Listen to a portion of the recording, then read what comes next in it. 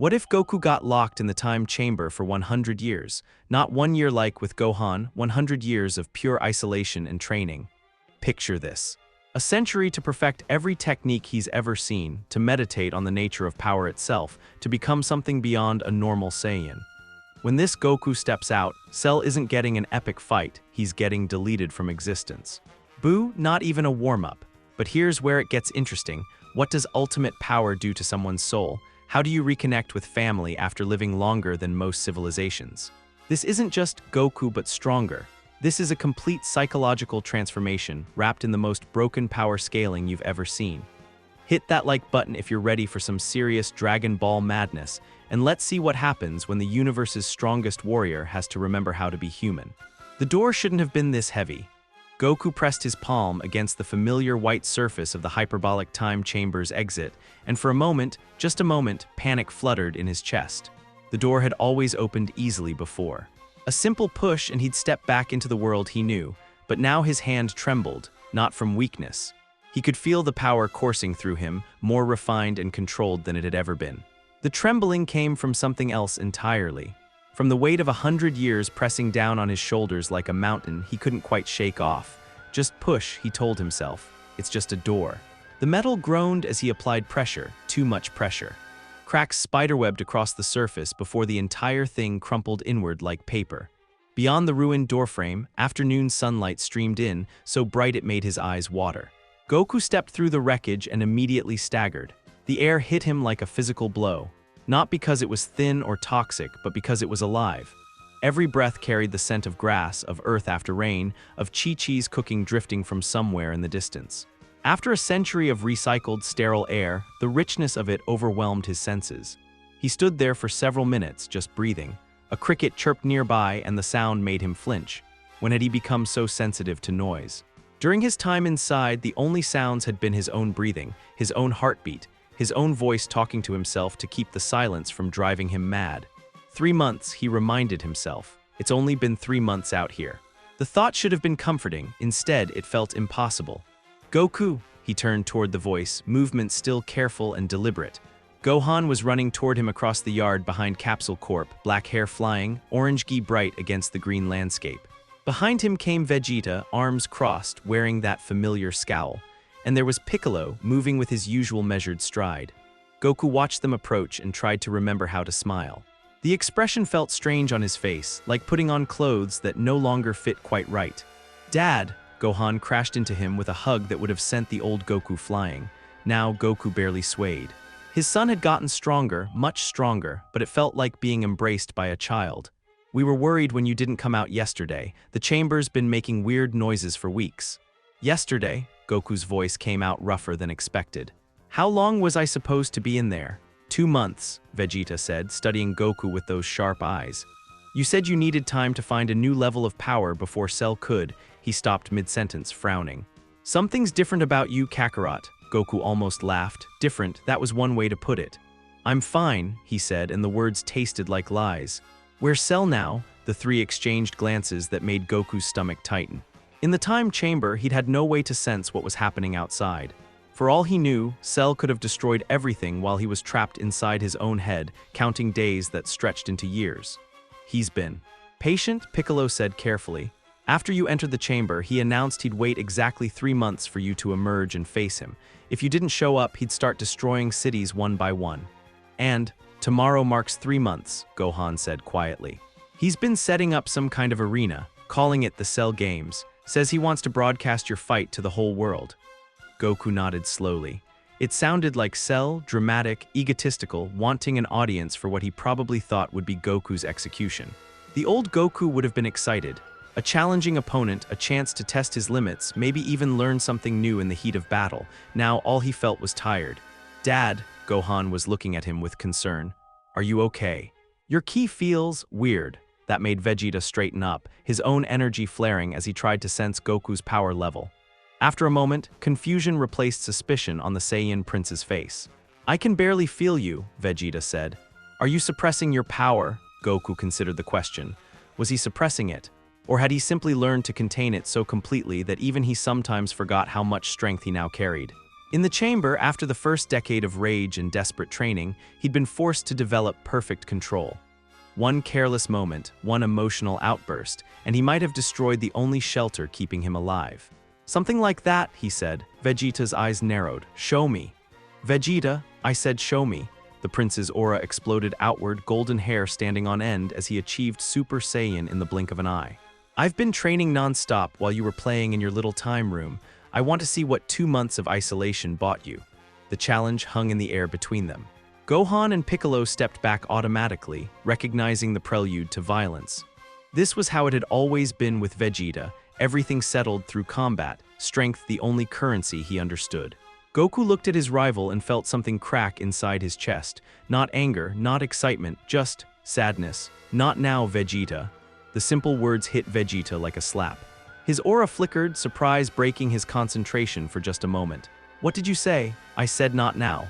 Goku turned toward the house where he could sense Chi-Chi's familiar energy signature. "I need to see my wife. We can spar later if you want." He started walking away, leaving Vegeta standing there with his mouth open and his golden aura guttering like a candle in the wind.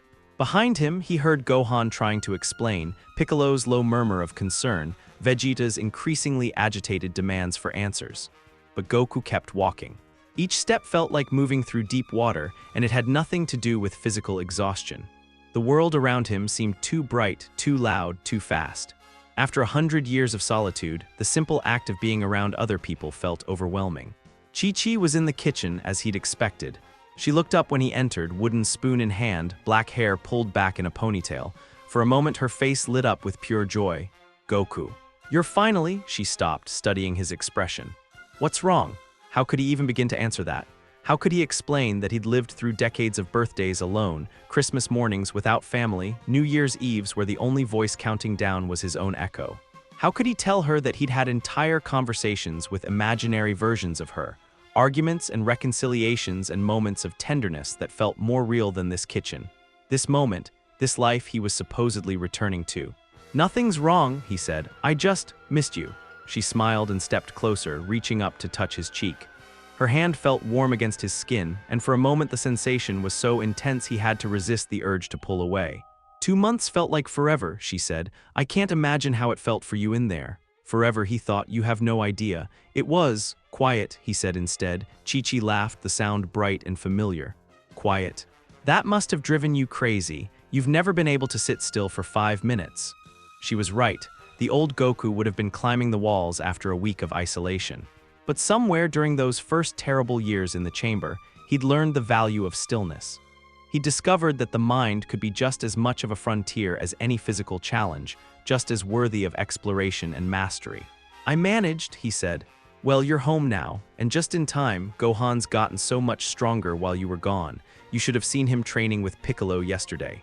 I think he might actually be able to keep up with you now." Goku nodded, though privately he doubted it.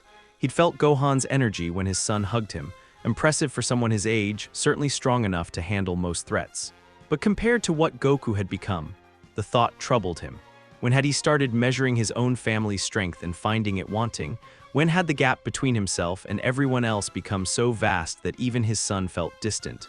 "Goku?" Chi-Chi was looking at him with growing concern. "You're really quiet. Are you sure nothing happened in there?" Before he could answer, the house shook. Not violently, but enough to rattle the dishes in the cupboard and send Chi-Chi reaching for his arm to steady herself. Outside, Goku could sense a massive energy signature approaching from the south. Cell. The bioandroid was moving fast, faster than he'd been capable of 3 months ago. Apparently, he hadn't been idle either during Goku's absence. But even with whatever improvements he'd made, his power felt manageable, contained, like something Goku could handle without breaking a sweat. The realization should have been reassuring. Instead, it just made him feel more isolated than ever. "What was that?" Chi-Chi asked. Goku walked to the window and looked south, his enhanced senses picking up Cell's approach long before anyone else would be able to detect him. In a few minutes, the android would arrive, probably with some dramatic speech about their upcoming battle. There would be posturing and threats and grandiose declarations. And then Goku would have to decide how much of his true strength to reveal. "Cell's coming," he said quietly. Chi-Chi's face went pale. "Now, but I thought he was going to wait until tomorrow." Maybe he got impatient. Through the window, Goku watched a dark speck appear on the horizon, growing larger with each passing second. Cell's energy signature was sharp and predatory, full of malicious anticipation. He was expecting the same Goku who had entered the time chamber 3 months ago, the warrior who lived for challenges, who would hold back just to make fights more interesting, who saw every battle as an opportunity to grow stronger. That Goku was gone. Goku pressed his palm against the cool glass of the window and tried to summon some echo of his old excitement. The thrill of facing a powerful opponent, the rush of pushing his limits, the joy of discovering new depths of strength, all of it felt like memories from someone else's life. "You should get inside the house," he told Chi-Chi, "away from the windows." "Goku, please." The word came out sharper than he intended, and Chi-Chi flinched. He softened his tone. I need to handle this." She nodded reluctantly and moved toward the interior of the house. At the doorway, she paused. "Be careful," she said. "I know you're strong, but he's had 3 months to prepare too." Goku almost smiled at that. 3 months, if only she knew. "I will," he promised. After she left, Goku stood alone in the kitchen, watching Cell's approach. The android was taking his time now, probably savoring the anticipation. In a few minutes, he'd land in the yard behind Capsule Corp, and this strange new chapter of Goku's life would truly begin. A century of isolation had changed him in ways he was still discovering. He was stronger, yes, but also more controlled, more thoughtful, more aware of the weight that true power carried and the responsibility that came with it. Cell was about to learn the difference between the Goku who had entered the time chamber and the one who had emerged. Outside, the dark speck had grown large enough to make out details. Green skin, perfect posture, that familiar arrogant smirk. Cell was coming to claim his victory, confident in his superiority, ready to put on a show for the whole world. Goku stepped away from the window and walked toward the door. It was time to disappoint him. The dinner table had never felt this big before. Goku sat across from Chi-Chi and Gohan, mechanically working his way through a plate of food that should have tasted like heaven after months of the time chamber's bland provisions. Instead, everything seemed muted, like he was experiencing it through a thick pane of glass.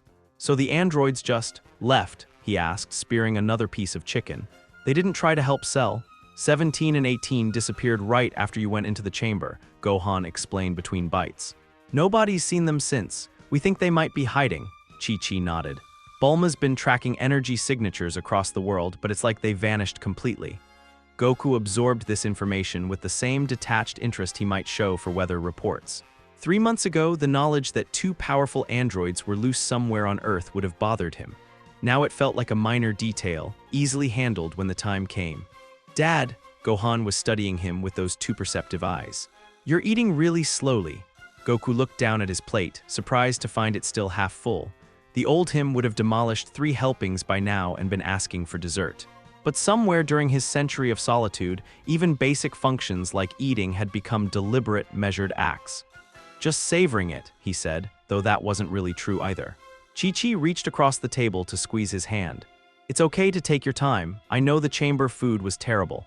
Her touch should have been comforting. Instead, it felt strange, too warm, too sudden, too present after decades of phantom sensations and imagined contacts. Goku managed not to pull away, but he could see confusion flicker across Chi-Chi's face at his stillness. "Tell me about Cell," he said, partly to distract from the awkwardness. "What's he been doing these 3 months?" The change in both their expressions was immediate. Gohan set down his fork, appetite apparently gone. "Testing," Gohan said quietly. "He's been testing his limits." "On cities," the words hit Goku like ice water. "Cities?" Chi-Chi's hand tightened on his. "Small ones mostly, rural areas. He'll show up, announce that he's looking for worthy opponents, and when nobody can challenge him," she trailed off. "How many?" Goku's voice came out flat, emotionless. Inside, something was building, not anger exactly, but a cold certainty that made his vision sharpen. 17 so far, Gohan whispered. "Dad, we tried to stop him, but he's just too fast. By the time we get there, he's already 17 cities." Goku repeated the number, testing how it felt in his mouth. 17 cities meant hundreds of thousands of people. Families sitting around dinner tables like this one, making plans for tomorrow, telling jokes, arguing about mundane things, all gone. "Goku," Chi-Chi was looking at him with concern. "Your ki just spiked." Had it.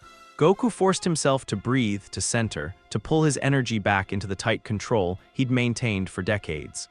The last thing he needed was to accidentally level Capsule Corp because he couldn't manage his emotions. "I'm fine," he said. But he wasn't fine.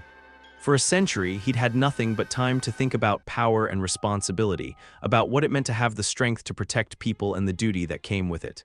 He'd replayed every major battle in his memory, analyzing his mistakes, his moments of mercy that had cost innocent lives. Cell had spent 3 months slaughtering civilians while Goku meditated in isolation. The irony was bitter enough to choke on. "Dad," Gohan's voice seemed to come from very far away. "Are you sure you're okay?" Before Goku could answer, a familiar energy signature flared outside. Vegeta was approaching fast, his power level spiking with barely contained frustration. "Vegeta's coming," Goku said, grateful for the distraction. "And he's angry," Chi-Chi sighed. "When isn't he angry? What does he want now?" The front door exploded inward before anyone could answer. Vegeta strode through the wreckage, golden aura crackling around him, face twisted in fury. "Kakarot," he snarled. "Enough of this game. I want my fight and I want it now." "Vegeta," Chi-Chi shot to her feet. "You can't just silence, woman." Vegeta's attention was entirely focused on Goku, who hadn't moved from his seat. 3 months I've waited. 3 months of watching you hide in that chamber while Cell terrorizes this planet. Well, no more. Show me what you learned in there or I'll drag it out of you." Goku looked at his rival, really looked at him. Vegeta was stronger than he'd been 3 months ago, that was obvious. The prince had used Goku's absence to push himself to new heights, probably training with the same obsessive dedication that had always defined him. But compared to what Goku had become, "Not here," Goku said quietly. "What?" Goku gestured toward Chi-Chi and Gohan. "Not in front of my family. If you want to spar, we can go somewhere else." Vegeta's eyes narrowed. "Spar? You think this is going to be a friendly sparring match?" His aura flared brighter. "I've had 3 months to think about our last fight, Kakarot. 3 months to realize that you were holding back. Again." That wasn't entirely true.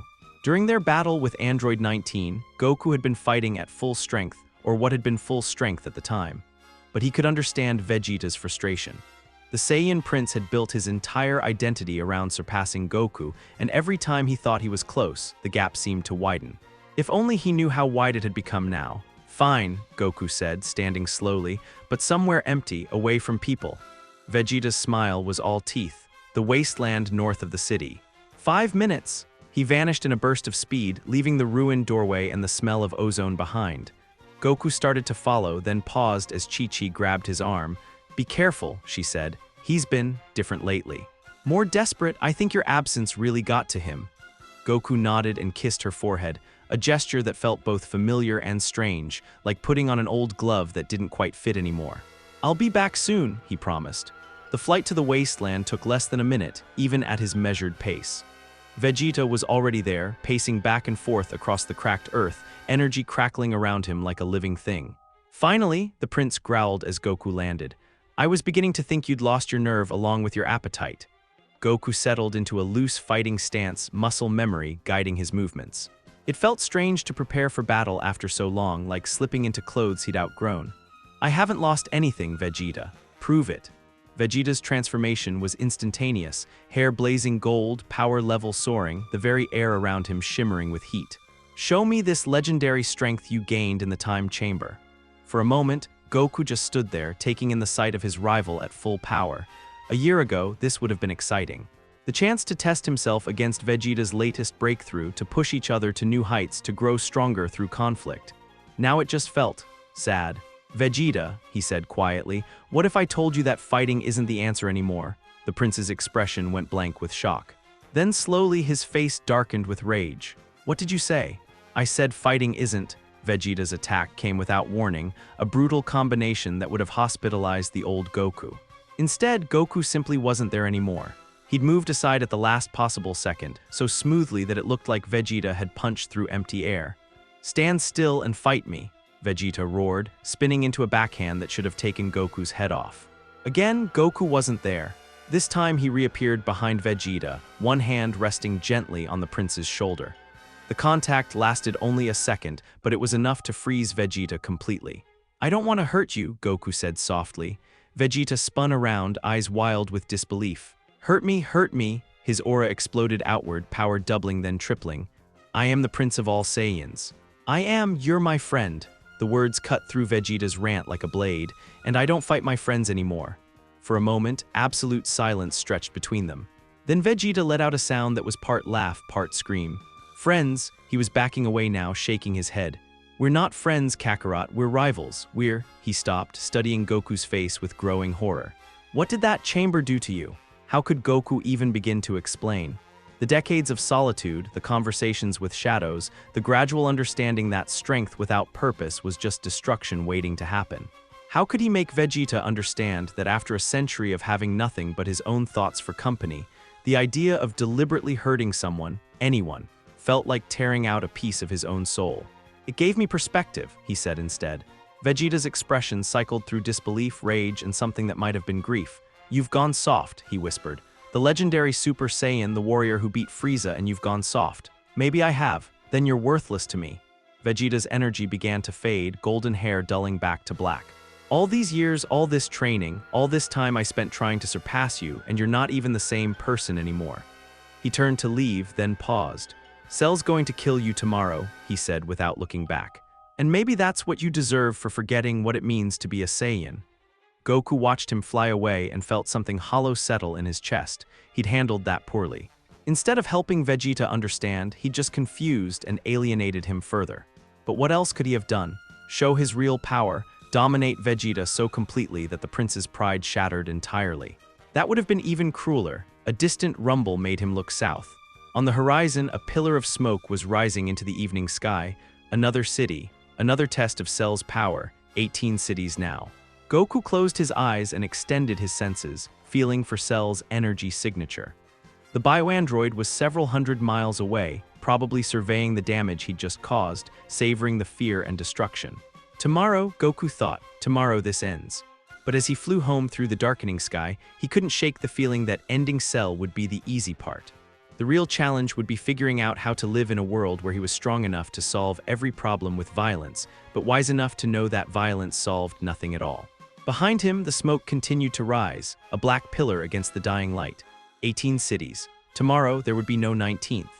The Cell Games arena was exactly what Goku had expected, a massive stone platform in the middle of nowhere, surrounded by rocky outcroppings that would give spectators a clear view of the carnage Cell was planning.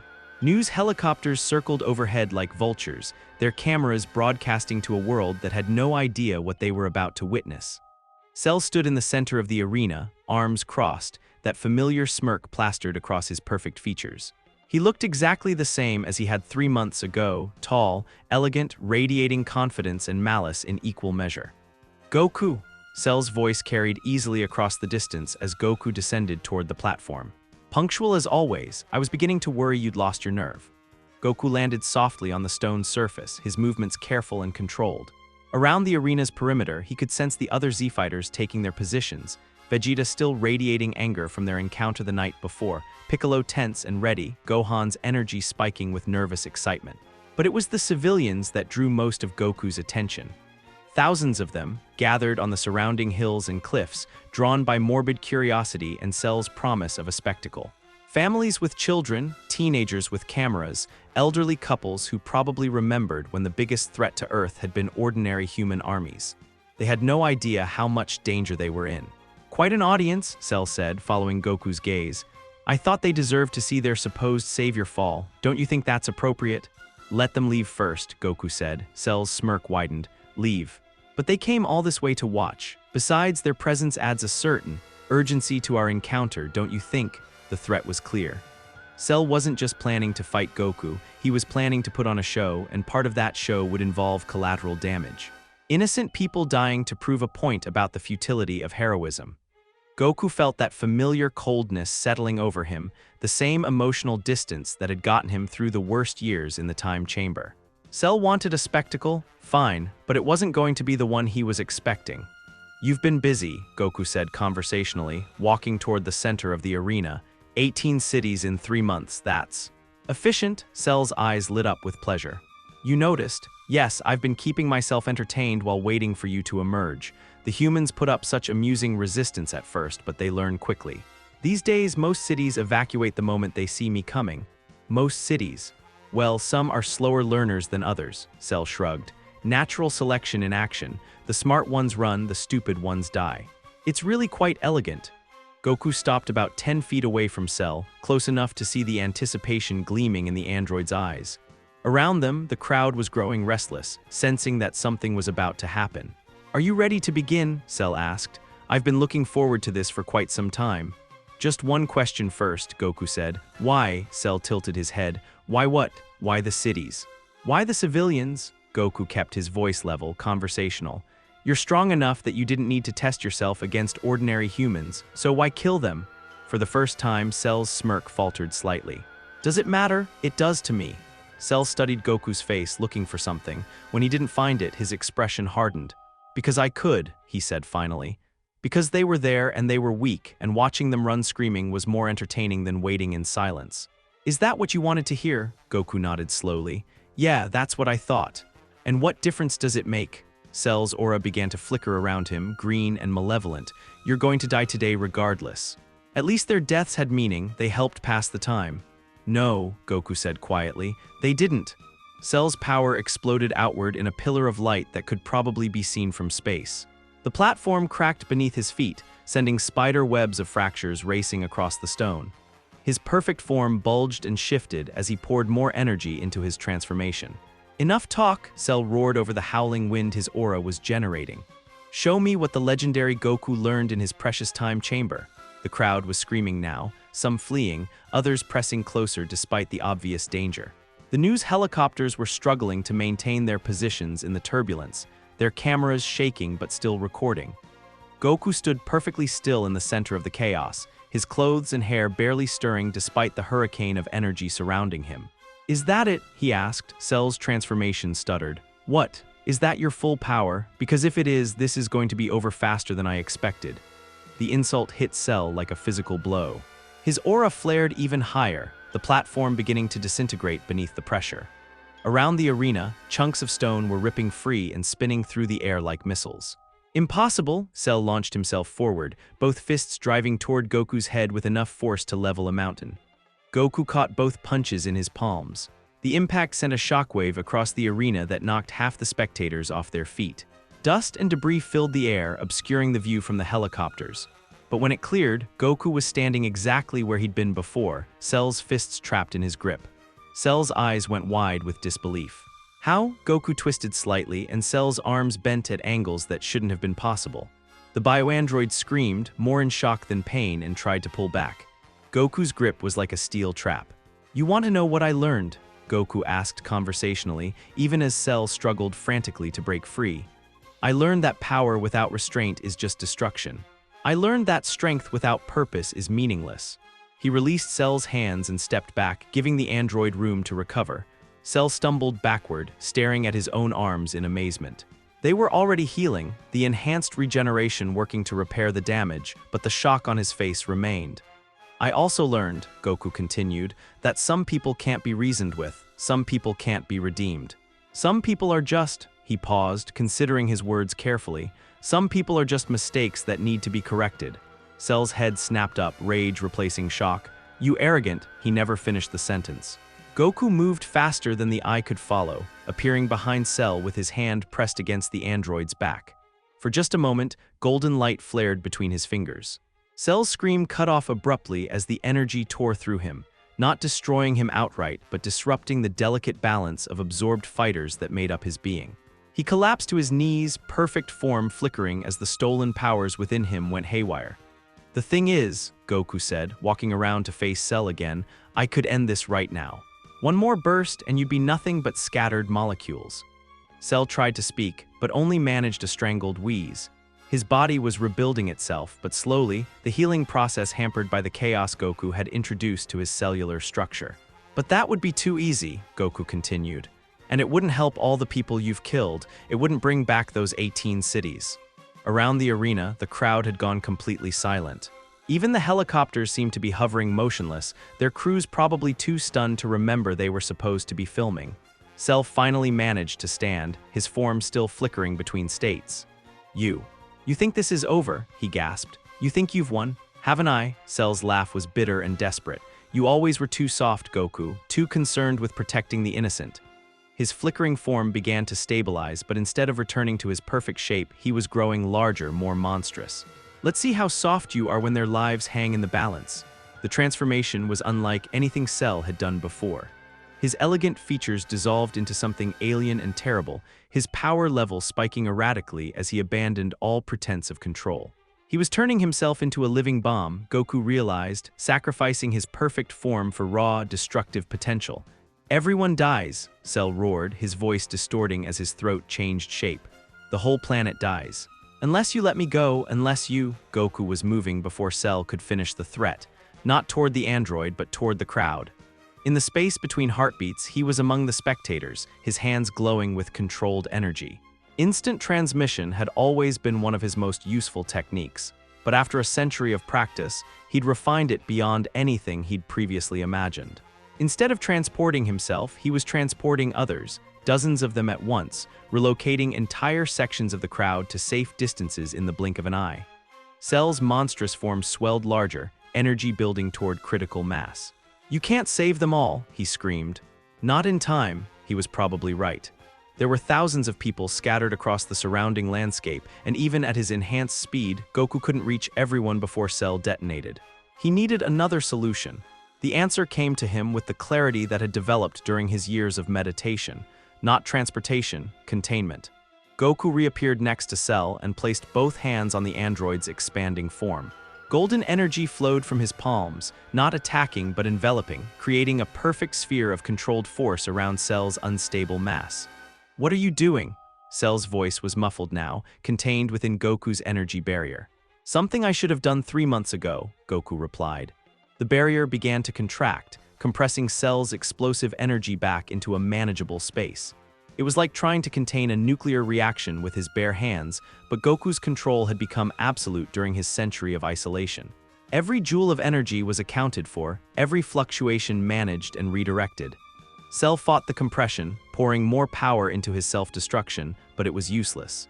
Goku's barrier adapted to each new surge, growing stronger as Cell grew more desperate. "This is impossible," Cell gasped, his monstrous form beginning to collapse back toward its original shape. "Your power. How did you become so focused?" Goku finished. "That's what 100 years of solitude teaches you. Focus."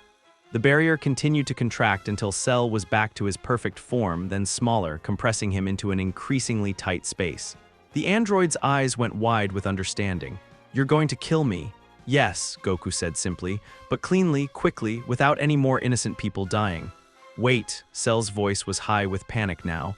"We can make a deal. I'll leave Earth alone, I'll go somewhere else, The time for deals was before you destroyed 18 cities, Goku replied. Now there's just justice. The barrier contracted to the size of a marble, containing Cell's entire being in a space no larger than a child's toy. For a moment, it hung in the air between them, pulsing with contained energy. Then Goku closed his fist, and Cell simply ceased to exist. The silence that followed was absolute. No dramatic explosion, no final words, no last-second escape. One moment Cell was there, threatening the world, and the next he was gone, leaving only empty space and the memory of menace. Goku stood alone in the center of the arena, surrounded by the wreckage of Cell's power display, and felt nothing. No satisfaction, no triumph, no relief, just the cold certainty that a necessary task had been completed. Around him, the world slowly began to resume. Spectators emerged from their hiding places, helicopters resumed their circling, and somewhere in the distance, he could hear people beginning to cheer. But Goku barely noticed. He was thinking about 18 cities, about families that would never be reunited, about children who would never grow up. Cell was gone, but the damage he'd done would echo for generations. "Dad," Gohan's voice cut through his brooding. His son was flying toward the arena, along with the other Z-fighters, their faces mixing relief and amazement in equal measure.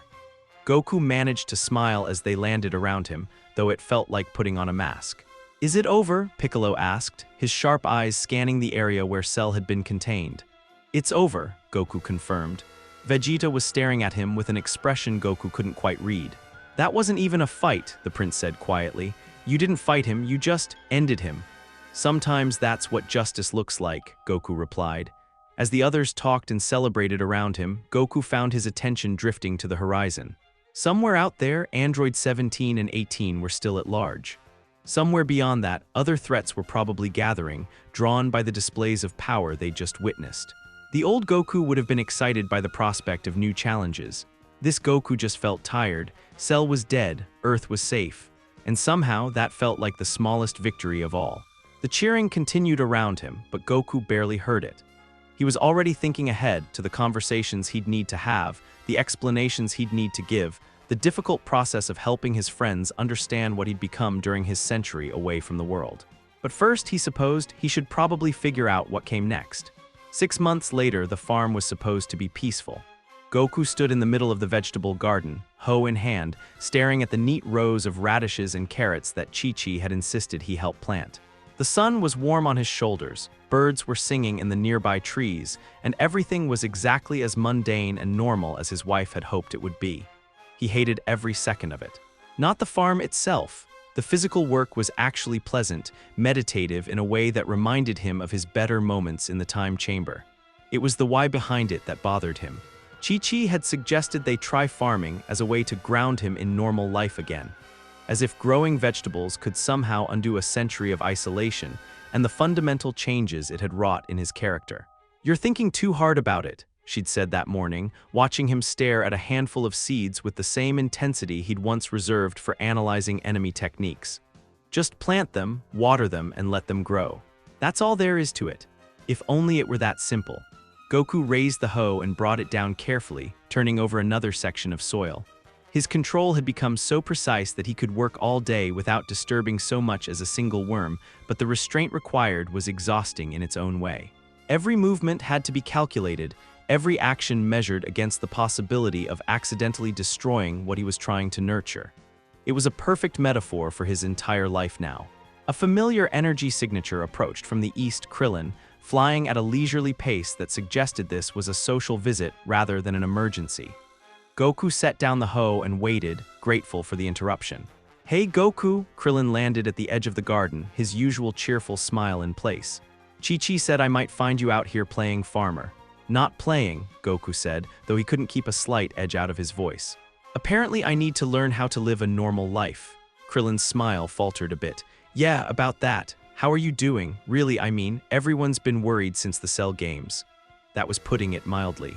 In the 6 months since Cell's defeat, Goku had become something of a legend, and not necessarily the good kind. The footage from the Cell Games had been broadcast worldwide, showing him casually destroying an opponent who had terrorized Earth for months. The lack of struggle, the cold efficiency with which he'd ended the threat, had unsettled people in ways that traditional heroic victories never had. "I'm fine," Goku said automatically.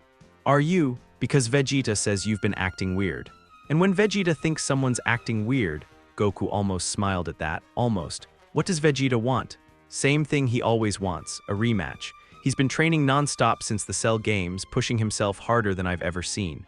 Bulma's worried he's going to hurt himself. The news wasn't surprising. Vegeta had taken Goku's overwhelming victory harder than anyone, his pride shattered by the realization that his rival had moved so far beyond him that their battles had become meaningless.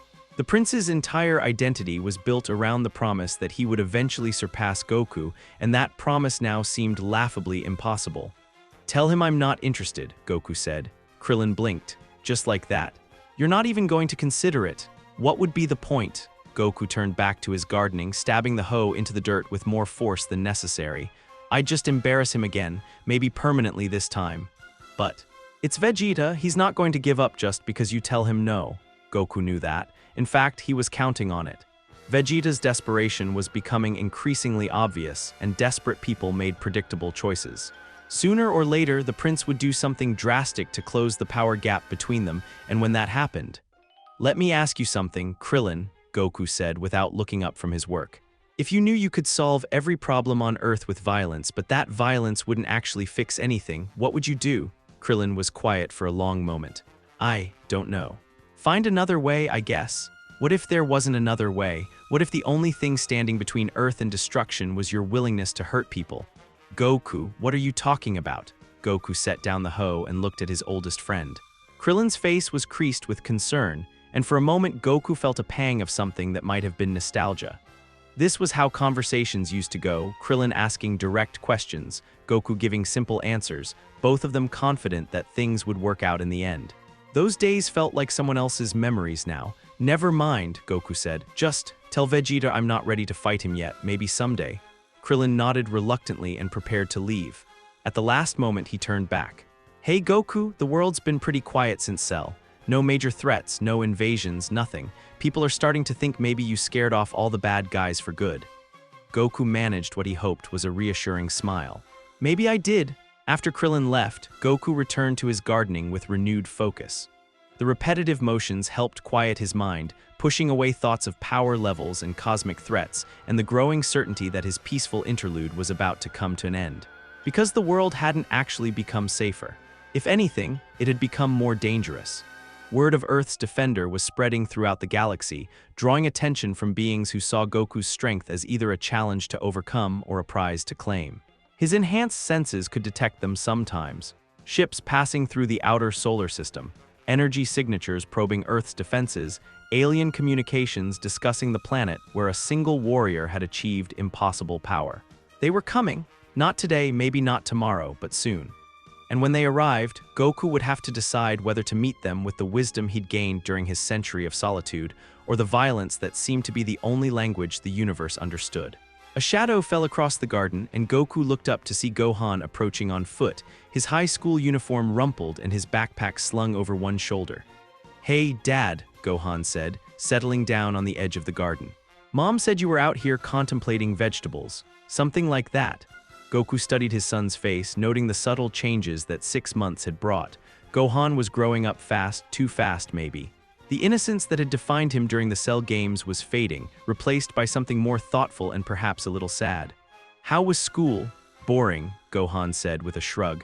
"We're studying World War II in history class. The teacher keeps talking about how it was the most destructive conflict in human history, and all I can think about is how Android 19 probably killed more people in 5 minutes than that entire war." Goku winced. That was exactly the kind of perspective he'd hoped his son wouldn't develop. "People need to believe their problems matter," he said carefully, "even if they seem small compared to what we've seen." "Do they, though?" "I mean, really?" Gohan pulled up a handful of grass and began shredding it absently. "Sometimes I think we've made humanity weaker by protecting them. They don't even try to solve their own problems anymore. They just wait for the Z-Fighters to show up and fix everything." The observation was disturbingly accurate. In the months since Cell's defeat, Earth's military forces had quietly scaled back their operations. Government leaders had begun deferring to Capsule Corp's assessments of global threats, and ordinary people had developed an almost religious faith in their superhuman protectors. "That's not our fault," Goku said, though he wasn't entirely sure he believed it. "Isn't it?" Gohan looked up at him with eyes that seemed far too old for his face. "Dad, what you did to Cell, I've never seen anything like it. It wasn't a fight, it was an execution, and the way you did it, so cold, so final," he shuddered. "It scared people, it scared me." The words hit Goku like physical blows. He'd known his family was struggling to understand his transformation, but hearing it from his son, seeing the fear in Gohan's eyes, made it real in a way that all his internal brooding hadn't. "I'm sorry," he said quietly. "I didn't mean to scare you. I know you didn't, but Dad, what happened to you in that chamber? And don't say nothing, or I learned to focus, or any of the other non-answers you've been giving everyone. What really happened?" Goku was quiet for a long time, trying to find words for experiences that defied description. How could he explain the first decade of rage, the second decade of despair, the third decade of slow acceptance? How could he make Gohan understand what it was like to have entire conversations with imaginary people, to celebrate birthdays alone, to watch yourself age in reflection pools, and wonder if you were going insane? "I lived 100 years, he said finally. 100 years of thinking about every fight I'd ever been in, every enemy I'd ever faced, every time my mercy cost innocent lives. 100 years of understanding that power without wisdom is just destruction, but wisdom without power is just watching people die." Gohan absorbed this silently, still shredding grass. "Are you happy?" he asked eventually. The question caught Goku off guard. "What? Are you happy with who you've become, with how things turned out?" Goku looked out across the peaceful farmland, the quiet countryside that stretched to the horizon. Somewhere out there, families were sitting down to dinner, children were playing in backyards, people were living ordinary lives full of ordinary concerns. All of it protected by his strength. All of it dependent on his restraint. "I don't know," he admitted. "I don't think happiness is the right word anymore." Gohan nodded as if this made perfect sense. "Mom thinks farming will help. She thinks if you just do normal things long enough, you'll remember how to be normal again." "And what do you think?" "I think you're not normal." I think you haven't been normal since you were a kid, and that spending a century alone just made it more obvious. Gohan stood up, brushing dirt off his uniform. But I also think that's okay. The world doesn't need another normal person, Dad. It needs you. He started toward the house, then paused. Oh, and Dad, there's something else I've been sensing. I don't know how to describe it. Energy signatures at the edge of my perception. Very faint, very distant, but getting stronger. Goku's attention sharpened. How many? Hard to tell. Maybe two, maybe more. They feel different, not like anything we've encountered before. Alien then.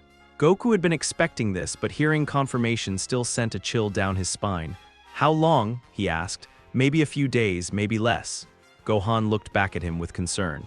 Are you ready? Goku looked down at his hands, still stained with soil from his gardening. 6 months ago, these same hands had compressed Cell into nothingness without effort. Tomorrow, they might need to do the same to whatever new threats were approaching. The cycle continued. It always continued. I don't think anyone's ever ready, he said. But I'll handle it. Gohan nodded and continued toward the house, leaving Goku alone with his vegetables and his thoughts. The sun was setting now, painting the sky in shades of orange and red that reminded him uncomfortably of burning cities. Somewhere out there, Vegeta was training himself to exhaustion, pushing his body past its limits in a desperate attempt to catch up to power that had moved beyond his reach. Somewhere else, alien ships were crossing the void between stars, drawn by tales of a planet where a single warrior had achieved the impossible.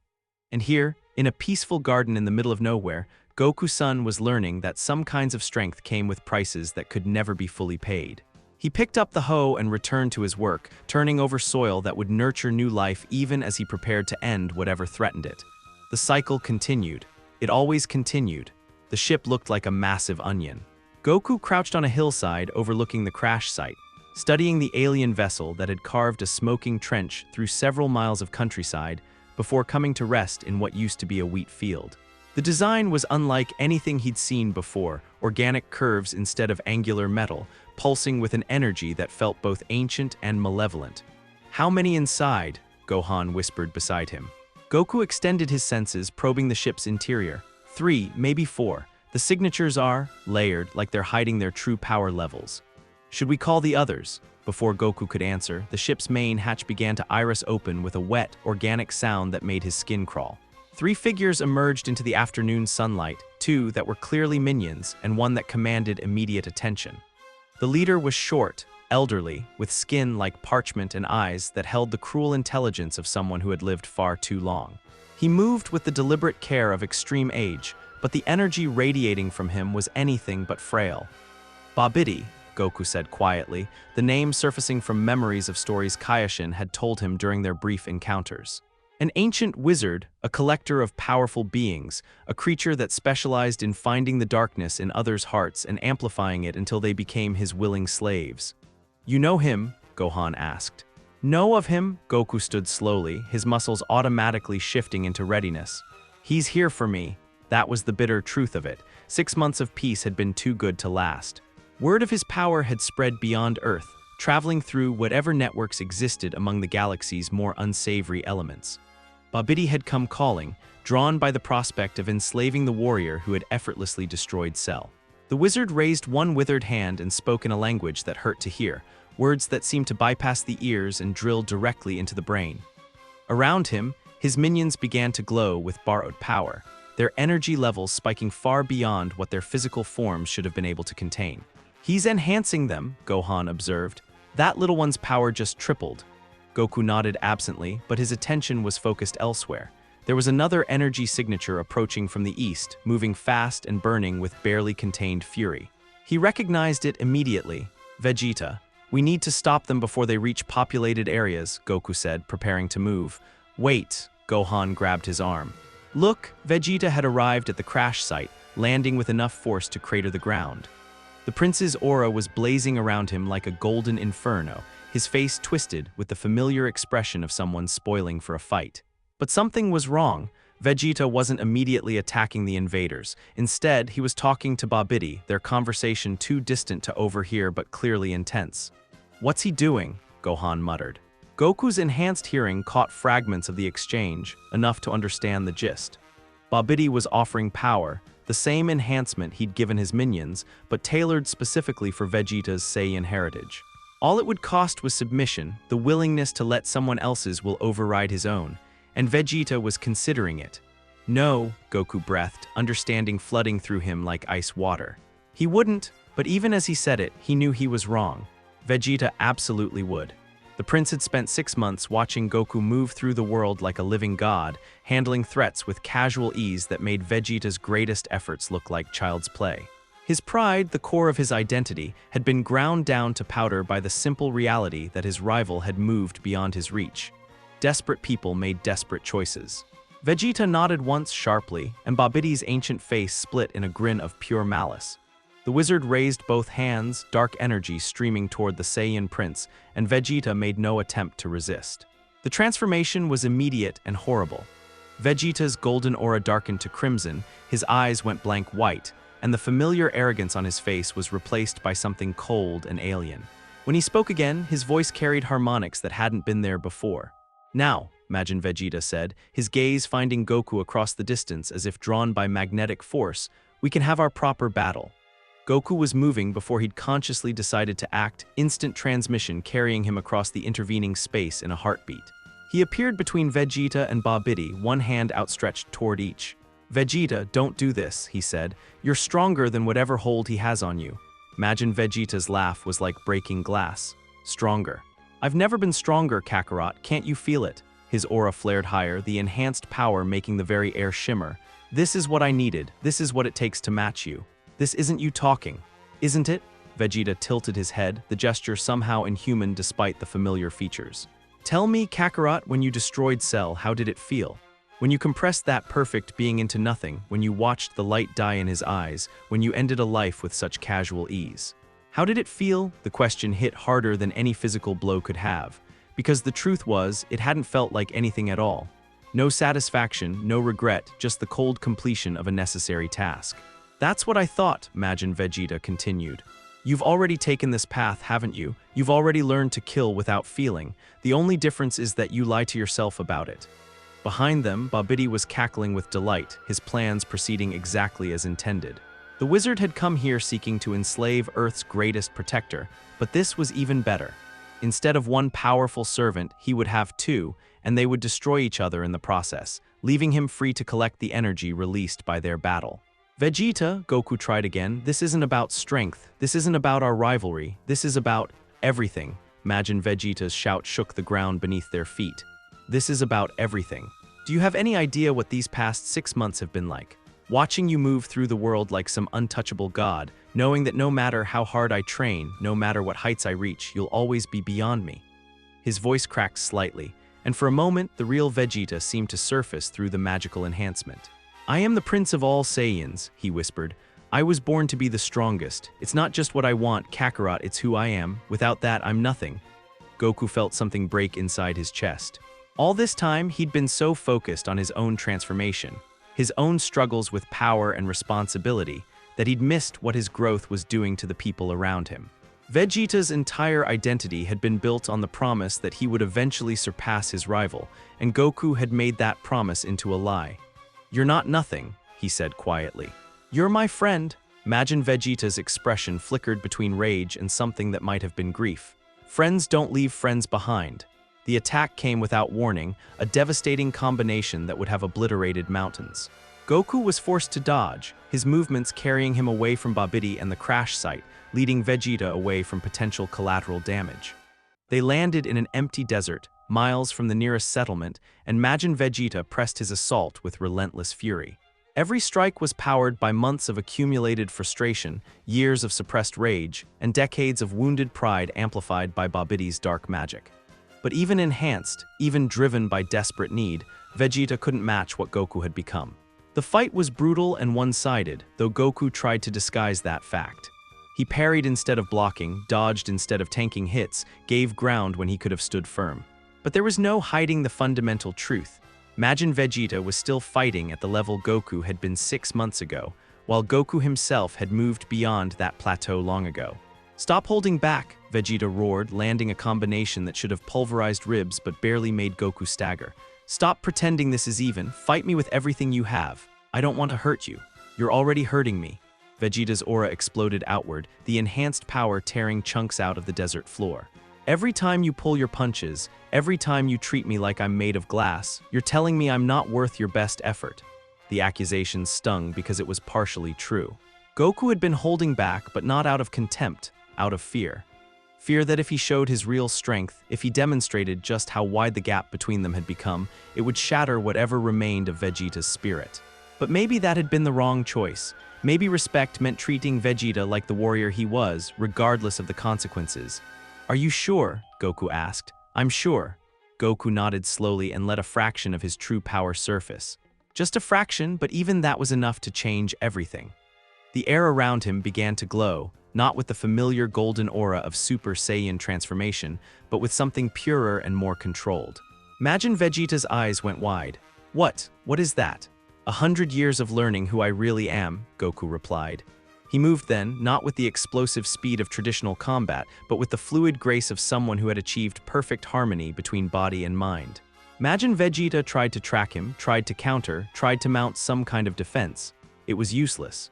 Goku's strikes came from impossible angles, each one precisely calibrated to disable rather than destroy. In less than 30 seconds, Majin Vegeta was on his knees in the sand, his enhanced power flickering and fading as the shock of absolute defeat overwhelmed Babidi's magical control. "I'm sorry," Goku said, kneeling beside his fallen rival. "I should have shown you this from the beginning. You deserve to know." Vegeta's eyes were clearing now, the blank white fading back to their natural color. When he spoke, his voice was his own again. 100 years, he said quietly. "You really lived 100 years. I did, and in all that time, did you ever think about me? About any of us?" The question was so simple, so human, that it nearly broke Goku's heart. "Every day, you were the conversations I had when the silence got too loud. You were the opponent I practiced against when I needed to remember why strength mattered. You were," he paused, searching for the right words. "You were the friend I promised myself I'd see again." Tears were running down Vegeta's face now, cutting tracks through the dust and blood. I couldn't let you go. I couldn't accept that you'd moved beyond me. It felt like losing everything that made me who I am." "You haven't lost anything," Goku said firmly. "You're still the Prince of all Saiyans. You're still the warrior who fought Frieza, who sacrificed himself for his family, who chose to become more than what he was born to be. My strength doesn't diminish yours, Vegeta." "It never has." Vegeta nodded slowly, some of the tension leaving his shoulders. "The wizard," he said suddenly. "We have to stop him before—" The ground beneath them began to shake, a deep rumbling that seemed to come from the planet's core. In the distance, a pillar of pink energy was rising into the sky, visible even from their position miles away. "Before he wakes up Majin Buu," Vegeta finished quietly. They stared at the distant energy column in silence, both understanding what it meant. Babidi had gotten what he came for after all. The energy released by their battle, brief as it was, had been more than enough to complete whatever ritual he'd been preparing. "I've made a terrible mistake," Vegeta whispered. "No," Goku said, helping his friend to his feet. "You made a human mistake, and now we fix it." The pink pillar was growing taller, its light visible even against the afternoon sun. Somewhere at its base, an ancient evil was stirring back to life, drawn by the promise of destruction and chaos. But for the first time in months, Goku didn't feel the cold detachment that had become his default state. Looking at Vegeta, battered, humbled, but still fundamentally himself, he felt something that might have been hope. They had a new threat to face, a new battle to fight. But this time they would face it together, as equals in the ways that truly mattered. The cycle was continuing, but maybe, just maybe, it was starting to change. The first thing Goku noticed about Majin Buu was that he was humming. Not the menacing growl of a world destroyer, not the calculated silence of a perfect predator, but an actual tune, off-key and cheerful, like a child might hum while playing with toys. The sound drifted across the wasteland where Babidi's ship had crash-landed, incongruously innocent against the backdrop of devastation. Goku and Vegeta crouched behind a rocky outcropping, studying the scene below. The pink creature that had emerged from the energy cocoon was nothing like what either of them had expected. Round and soft-looking, with a cherubic face and movements that seemed more playful than threatening, Buu looked less like an ancient weapon and more like an oversized child. "That's it," Vegeta whispered. "That's what all this was for." Before Goku could answer, Buu's behavior provided its own response. The pink being had spotted a nearby rock formation and was poking at it with one finger, giggling as the stone crumbled to dust at his touch. When a bird landed on his head, he carefully lifted it off and held it up to his face, studying it with the fascination of someone discovering something wonderful. Then he squeezed too hard, and the bird simply ceased to exist. Buu stared at his empty hands for a moment, then began to cry. Not the rage-filled roar of a thwarted destroyer, but the genuine tears of a child who had broken something precious by accident. "He doesn't understand what he did," Goku said quietly. Vegeta shot him a skeptical look. "Don't tell me you're feeling sorry for that thing. Aren't you?" Down in the crater, Babidi was cackling with delight, apparently oblivious to Buu's emotional state. The ancient wizard was already giving orders, pointing toward the horizon where the smoke of distant cities marked the presence of human civilization. "Destroy them, my creation," Babidi commanded. "Show me the power that terrorized the galaxy for eons." Buu looked at him with confusion, tilting his head like a puzzled puppy. "Destroy," the word came out distorted, as if Buu's mouth wasn't quite designed for complex speech.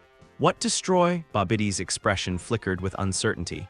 "Kill them, eliminate every living thing on this planet, that's what you were made for." Buu considered this for a long moment, then turned toward the nearest city. He raised one hand, and energy began to gather around his fingers. Not the focused beam of a trained fighter, but raw power that seemed to leak out of him like water from a broken dam. The blast that emerged was devastating and completely uncontrolled.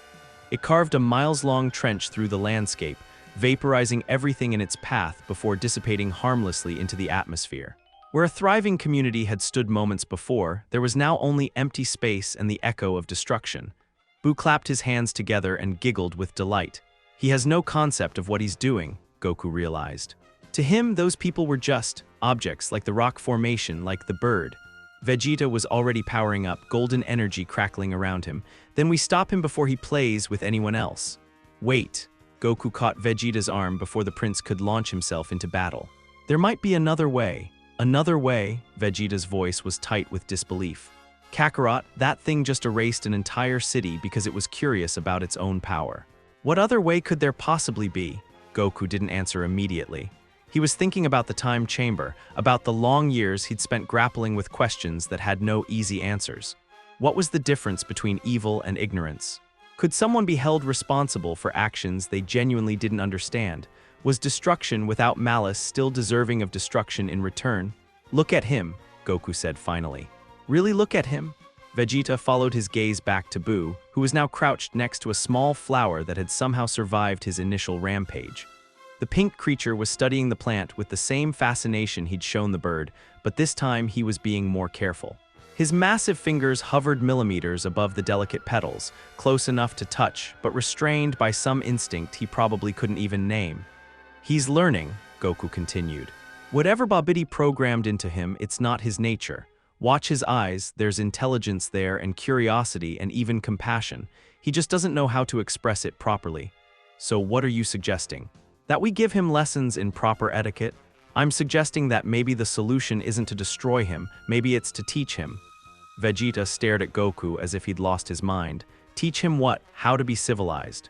How to value life? Kakarot, he's a magical construct created by an ancient wizard specifically for the purpose of mass destruction. You can't just... Why not? Goku interrupted. You weren't born evil, Vegeta. You were trained to be that way. Piccolo wasn't born good. He chose to become that way. Why should Buu be any different?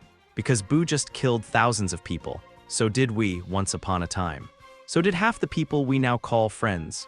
Goku stood slowly, his decision crystallizing. I'm going down there, to fight him, to talk to him. Vegeta grabbed Goku's shoulder, spinning him around. This is insane.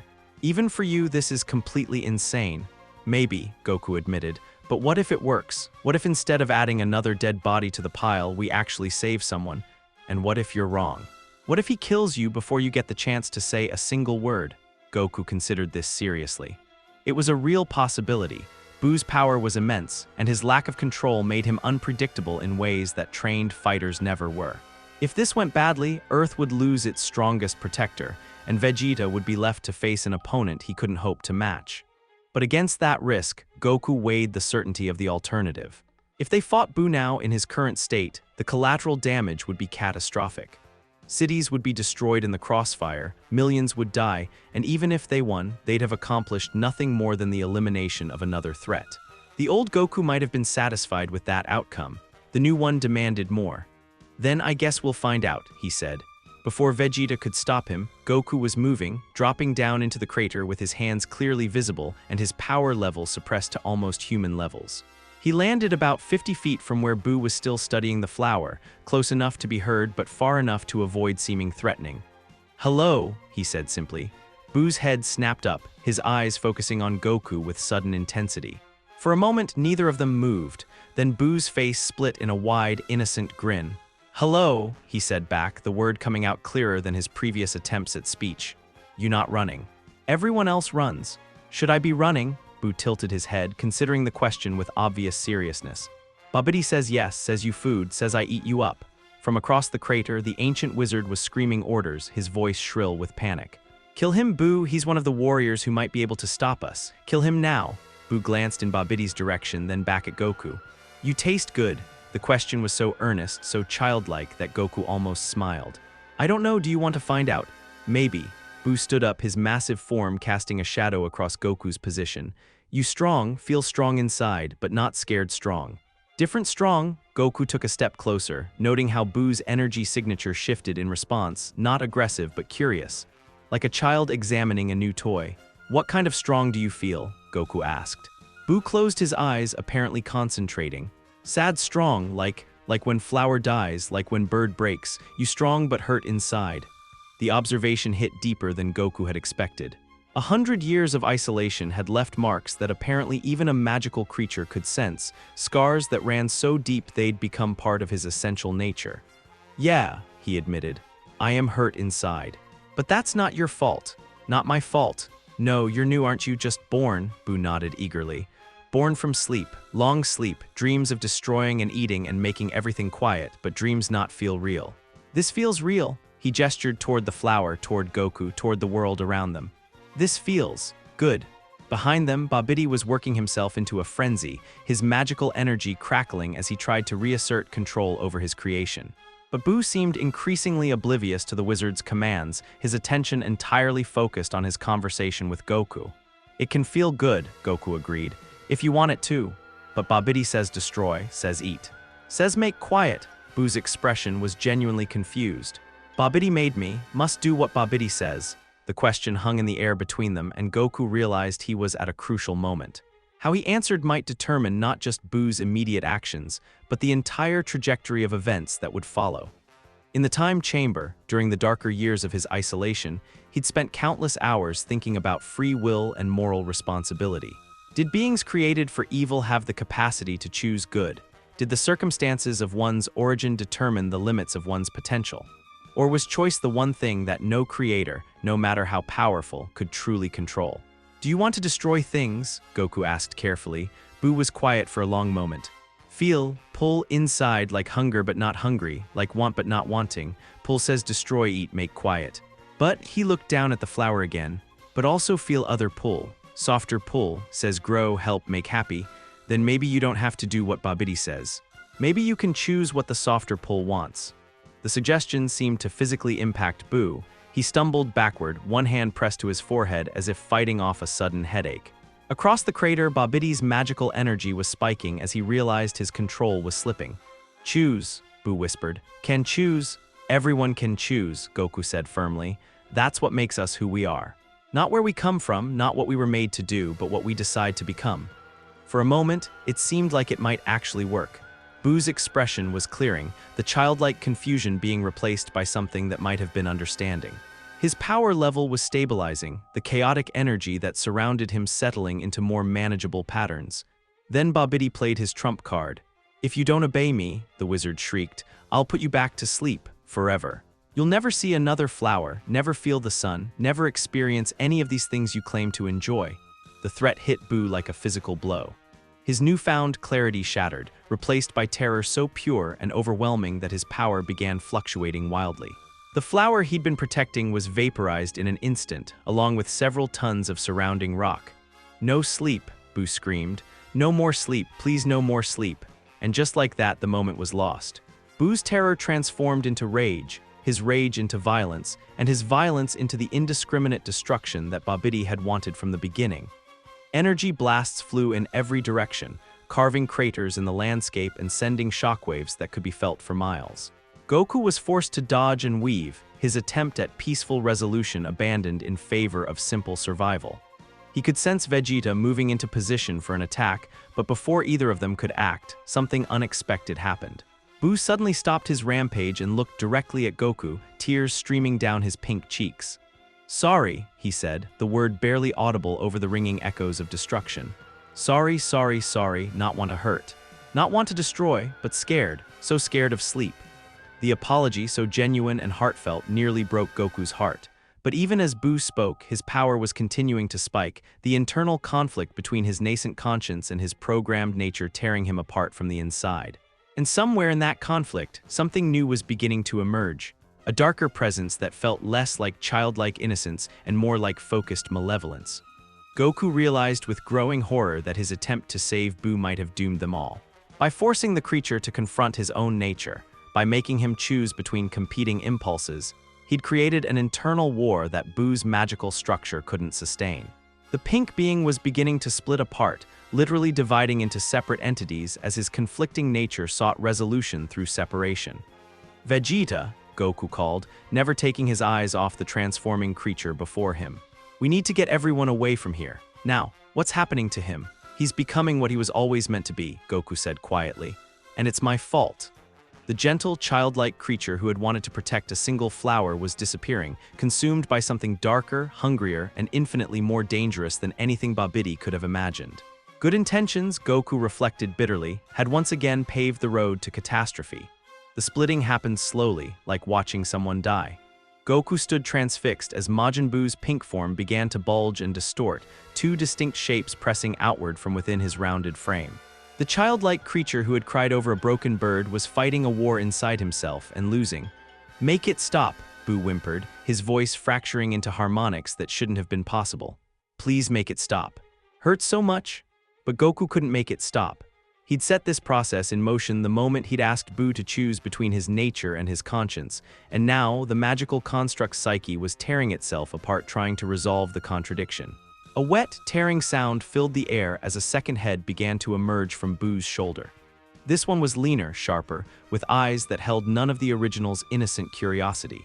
When those eyes fixed on Goku, he felt something cold settle in his stomach. This new presence knew exactly what it was. "Fascinating," the second head said, its voice cultured and precise. "I can see everything he saw, feel everything he felt. Your attempt at corruption, warrior, your naive belief that monsters can be redeemed through kindness." "I wasn't trying to corrupt him," Goku said, though the words felt hollow even as he spoke them. "No, then what would you call it?" The second head was fully formed now, attached to a body that was separating from the original with deliberate slowness. "You saw a weapon of mass destruction and thought, how wonderful a project to work on. You imposed your own morality on a being that never asked for it." The accusation hit home because it contained just enough truth to hurt. Had he really been trying to help Buu, or had he been trying to prove something to himself? Had his offer of friendship been genuine, or just another form of arrogance? The assumption that his enlightened perspective could fix anyone. The separation was nearly complete now. Fat Buu remained on his knees, sobbing as the darker half of his nature pulled away like a tumor excising itself. The new entity, Evil Buu, Goku's mind supplied, stood tall and lean, his form more humanoid and infinitely more threatening. "Look what you've done to him," Evil Buu continued, gesturing toward his weeping counterpart. "You've left him broken, incomplete, half a being, struggling to function without the very instincts that defined him." Fat Buu looked up at Goku with eyes full of pain and confusion. "Why hurt so much? Why feel so empty?" The question was like a knife twisting in Goku's chest. In trying to save one monster, he'd created two, and left the innocent half crippled by the loss of essential aspects of his nature. "I'm sorry," he said, but the words were meaningless now. Evil Buu laughed, the sound like breaking crystal. "Sorry, yes, I imagine you are, but sorry doesn't restore what's been broken, does it?" Behind them, Babidi was practically dancing with glee. The ancient wizard had gotten far more than he'd bargained for. Instead of one potentially rebellious creation, he now had a creature of pure malevolence that seemed delighted by the prospect of universal destruction. "Perfect," Babidi cackled. "This is even better than the original. Now, my beautiful creation, show me what true evil looks like." Evil Buu turned toward the wizard with an expression of mild interest. "True evil. Is that what you think this is?" Before Babidi could respond, Evil Buu had moved. One moment he was standing 20 feet away, the next his hand was wrapped around the ancient wizard's throat. Babidi's eyes bulged as he struggled to speak, to cast some spell that might save him. True evil, Evil Buu said conversationally, doesn't need a master. True evil doesn't take orders. True evil simply is. He squeezed and Babidi's body crumpled like paper. The wizard who had terrorized the galaxy for millennia was dead in seconds, dismissed as casually as one might swat a fly. Now then, Evil Buu said, turning back to Goku with that same mild interest, where were we? Ah yes, discussing the consequences of your meddling. Goku had seen enough. Whatever this thing was, whatever he'd accidentally helped create, it needed to be stopped before it could spread its corruption any further. He began powering up, golden energy crackling around him as he prepared for battle. Evil Buu watched this display with amusement. Really? You think violence is the answer now? How quickly you abandon your principles when they become inconvenient. My principles didn't create you, Goku said. My mistakes did. Ah, but that's where you're wrong. Evil Buu began walking in a slow circle around both Goku and Fat Buu, like a predator sizing up its prey. Your principles absolutely created me. Your belief that every creature deserves redemption, that every monster can be saved, that peace is always preferable to war, those beautiful, naive ideals are exactly what tore this poor being apart. Fat Buu was still on his knees, looking back and forth between them with growing terror. Don't fight, he pleaded. Please don't fight, already so much hurt. You see, Evil Buu gestured toward his weeping other half. Even now, he clings to the pacifism you infected him with. Even as it weakens him, even as it makes him vulnerable, he can't let go of the poison you fed him. Goku felt his control slipping, rage building in ways he hadn't experienced since his early days in the time chamber. This creature was using his own attempt at compassion as a weapon, twisting his moment of moral courage into something ugly and destructive. You want to know what I am? Evil Buu continued. I'm your idealism given form. I'm what happens when someone with godlike power decides they know what's best for everyone else. I'm the dark reflection of every good intention you've ever had. That's enough. The words came out flat and cold, carrying the weight of a century's worth of accumulated power. The air around Goku began to shimmer as his true strength started to surface, not the controlled, measured energy he'd shown Vegeta, but something deeper and far more dangerous. Evil Buu's smile widened. There it is, the real you. The warrior who compressed Cell into nothingness without a moment's hesitation. The god who decides which beings deserve to live and which deserve to die. I said that's enough. Goku launched himself forward, moving faster than light, faster than thought. His fist connected with Evil Buu's face with enough force to shatter planets, and accomplished absolutely nothing. The pink creature didn't even stagger. My turn, Evil Buu said pleasantly. The counterattack came from everywhere at once. Evil Buu moved like liquid, his form shifting and flowing in ways that defied physics. Tentacles erupted from his back, additional arms sprouted from his sides, and his body stretched and contracted like rubber as he pressed his assault. Goku found himself fighting not one opponent, but a dozen, each limb moving independently with perfect coordination. Every time he landed a blow, Evil Buu's form simply absorbed the impact and reformed elsewhere. It was like trying to punch smoke. You can't win, Evil Buu said, his voice coming from multiple mouths simultaneously. I know everything you know, feel everything you feel. I am your shadow, Goku-san, and shadows cannot be destroyed by the light that cast them. A massive fist caught Goku in the ribs, sending him skidding across the wasteland. Before he could recover, Evil Buu was there again, pinning him to the ground with crushing weight. Look around you, the creature whispered. See what your compassion has wrought. Goku forced his head to turn, following Evil Buu's gesture toward the horizon. In the distance, pillars of smoke were rising from a dozen different points. Cities, towns, villages, all burning as Evil Buu's mere presence spread some kind of corrupting influence across the landscape. I'm not even trying, Evil Buu explained. This is just what happens when concentrated malevolence exists in the world. Everything it touches begins to rot, to turn against itself, to embrace the darkness that was always lurking beneath the surface. The worst part was that it was true. Through his enhanced senses, Goku could feel it happening. Ordinary people turning violent for no reason, communities tearing themselves apart. The social fabric of human civilization beginning to unravel as Evil Buu's influence spread like a plague. Stop it, Goku gasped. Whatever you're doing, stop it. I'm not doing anything, Evil Buu replied. This is simply what I am, and I exist because of you, which makes all of this destruction your responsibility. Fat Buu suddenly appeared beside them, his childlike face streaked with tears. "Please," he begged, "please stop hurting. Stop making others hurt. Be good. Choose to be good." Evil Buu looked at his other half with something that might have been pity. "Still don't understand, do you? There is no choice. There never was. We are what we were made to be, and all the wishful thinking in the universe won't change that fundamental truth." "That's not true," Fat Buu insisted. "Nice man showed me choice, showed me flower, showed me gentle. Can choose gentle, can choose good. And look how well that worked out."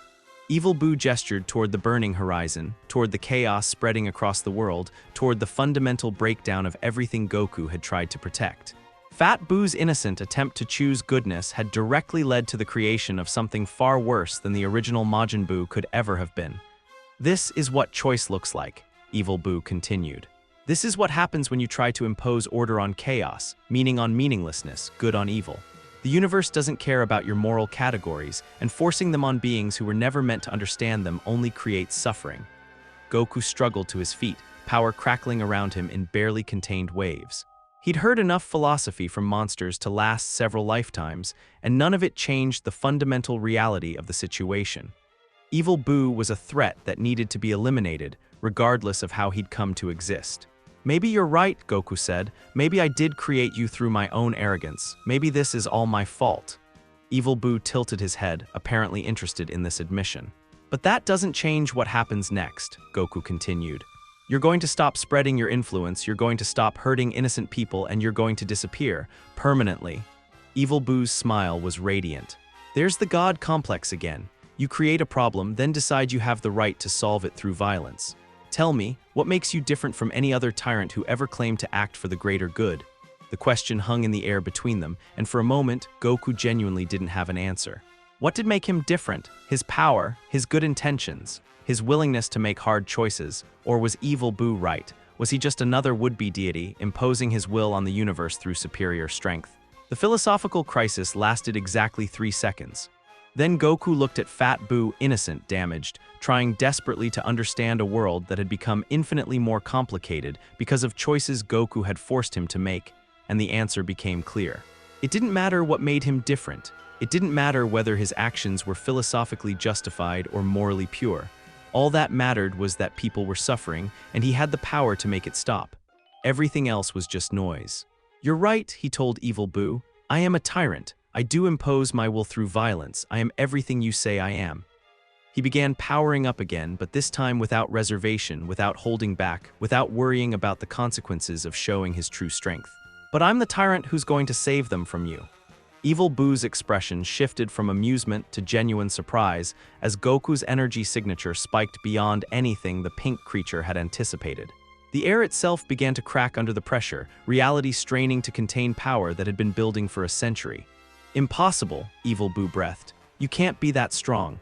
"You want to know what 100 years of solitude teaches you?" Goku asked, his voice carrying harmonics that made the ground beneath them vibrate. "It teaches you that sometimes the only choice left is to be the monster everyone needs you to be." The battle that followed would reshape the landscape for hundreds of miles in every direction, and when it was over, one way or another, the question of choice versus nature would finally be settled. But first, Evil Buu was going to learn the difference between philosophical evil and the practical application of overwhelming force in service of a greater good. The absorption happened faster than Goku could react. One moment Evil Buu was standing across from him, power crackling between them as they prepared for what should have been a decisive battle. The next, Fat Buu was screaming as pink tentacles erupted from his darker half's body, wrapping around him like living chains. "No," Fat Buu struggled against the restraints, his childlike features twisted with terror. Don't want to be one again," but Evil Buu's smile was serene as he pulled his other half closer. "This is how it was always meant to be. No more internal conflict, no more weakness disguised as compassion, just pure, focused purpose." Goku launched himself forward, but it was already too late. The two halves of Majin Buu were merging, their forms flowing together like water, and what emerged from the fusion was something entirely new. Super Buu stood where the two separate entities had been moments before, his form lean and muscular, his face sharp with predatory intelligence. The childlike innocence was gone, replaced by something cold and calculating. But so was the philosophical cruelty of Evil Buu, this new being radiated purpose without the need for elaborate justification. Much better, Super Buu said, his voice carrying harmonics of both his previous selves. No more confusion, no more doubt, just clarity. He flexed his fingers experimentally, and the air around them crackled with power that dwarfed anything either of his component parts had possessed individually. This wasn't simple addition, it was multiplication, the two halves feeding off each other to create something exponentially more dangerous. Now, Super Buu continued, his black eyes fixing on Goku with laser focus, let's finish what we started. The attack came without warning, not the wild swings of Fat Buu or the flowing adaptability of Evil Buu, but precise strikes calculated for maximum effect. Super Buu moved like a master martial artist, each movement economical and deadly, his enhanced intelligence allowing him to read Goku's defensive patterns in real time. Goku found himself giving ground for the first time in months, actually struggling to keep up with an opponent who combined overwhelming power with tactical brilliance. This wasn't the overwhelming force he'd used against Cell or the patient teaching he'd attempted with Fat Buu. This required everything he'd learned during his century of isolation. A devastating combination forced him back several hundred yards, his feet carving trenches in the rocky ground. Super Buu followed relentlessly, his assault never pausing, never giving Goku a moment to gather himself for a counterattack. "You're holding back again," Super Buu observed, even as he pressed his advantage. Still trying to minimize collateral damage, still trying to be the responsible hero. But look around you, there's nothing left to protect here. It was true. The wasteland stretched for miles in every direction, empty of any life more complex than desert scrub. Goku could fight at full power without worrying about innocent casualties, could unleash everything he'd learned during his century of training. So why wasn't he? The answer came to him as he barely dodged a key blast that would have taken his head off. He wasn't holding back to protect the immediate area, he was holding back because Super Buu wanted him to go all out. The pink creature was probing, testing, trying to understand the full scope of Goku's abilities. "You want to see what I can really do," Goku said, catching Super Buu's next punch and redirecting it into the ground with enough force to create a small earthquake. "Of course I do." Super Buu's smile was sharp as broken glass. "I can sense that you're still hiding your true strength, and that's inconvenient. How can I properly defeat you if I don't know what I'm up against?" Goku twisted away from a follow-up strike and put some distance between them. "What makes you think I'm going to make this easy for you? Because you're a warrior. Because your nature demands that you meet strength with strength, that you prove yourself against worthy opponents. Because hiding your power is just another form of arrogance, the assumption that I'm not worth your best effort." The psychological manipulation was more sophisticated than anything either of Super Buu's components had managed individually. He was using Goku's own pride against him, appealing to the Saiyan instincts that no amount of meditation could completely suppress. But Goku had learned patience during his century of solitude. He'd learned to think 3 moves ahead, to consider not just the immediate battle but its long-term consequences. "You're right," he said. "I am holding back. Want to know why?" Super Buu's eyes narrowed suspiciously. "Because I've fought you before," Goku continued. "Not you specifically, but beings like you, creatures with overwhelming power and the intelligence to use it strategically. And I've learned that sometimes, the best way to win isn't to hit harder, it's to make your opponent think they're winning." Before Super Buu could respond to this cryptic statement, Goku was moving, not forward into attack, but sideways, leading the pink creature away from the empty wasteland toward a series of rocky canyons that stretched toward the horizon. Super Buu followed without hesitation, his confidence absolute. "Running already? How disappointing. I expected more from the legendary Goku." "Who says I'm running?" Goku ducked into the first canyon, his enhanced speed allowing him to navigate the narrow passages with fluid grace. Behind him, Super Buu followed with less finesse but overwhelming force, simply blasting through any obstacles in his path. The chase continued for several minutes, winding deeper into the canyon system. To an outside observer, it might have looked like a retreat, but Goku had a specific destination in mind. A vast underground cavern system that his enhanced senses had detected during their initial battle. When they finally emerged into the subterranean chamber, Super Buu looked around with obvious confusion. They were surrounded by towering stone formations, underground rivers, and a complex network of tunnels that stretched in every direction. "What is this?" Super Buu demanded. "Why did you lead me here?" "Because," Goku said, settling into a fighting stance that would have looked familiar to anyone who'd known him a century ago, "down here, your power advantage doesn't mean as much. Down here, it's about skill and strategy and understanding your environment." He gestured toward the cavern's ceiling, where countless stalactites hung like stone daggers. One careless key blast, and you bring the whole place down on both our heads. One miscalculated explosion, and you redirect an underground river into a flood that could reach the surface. Down here, you have to actually think about what you're doing. Super Buu's expression darkened as he understood the trap. Clever, limit my options, force me to fight on your terms. But you've made one crucial mistake, which is, you assume I care about collateral damage any more than you do. Super Buu raised both hands, energy building between his palms with devastating intensity. He was going to bring down the entire cavern system, regardless of the consequences, and bury them both under millions of tons of rock.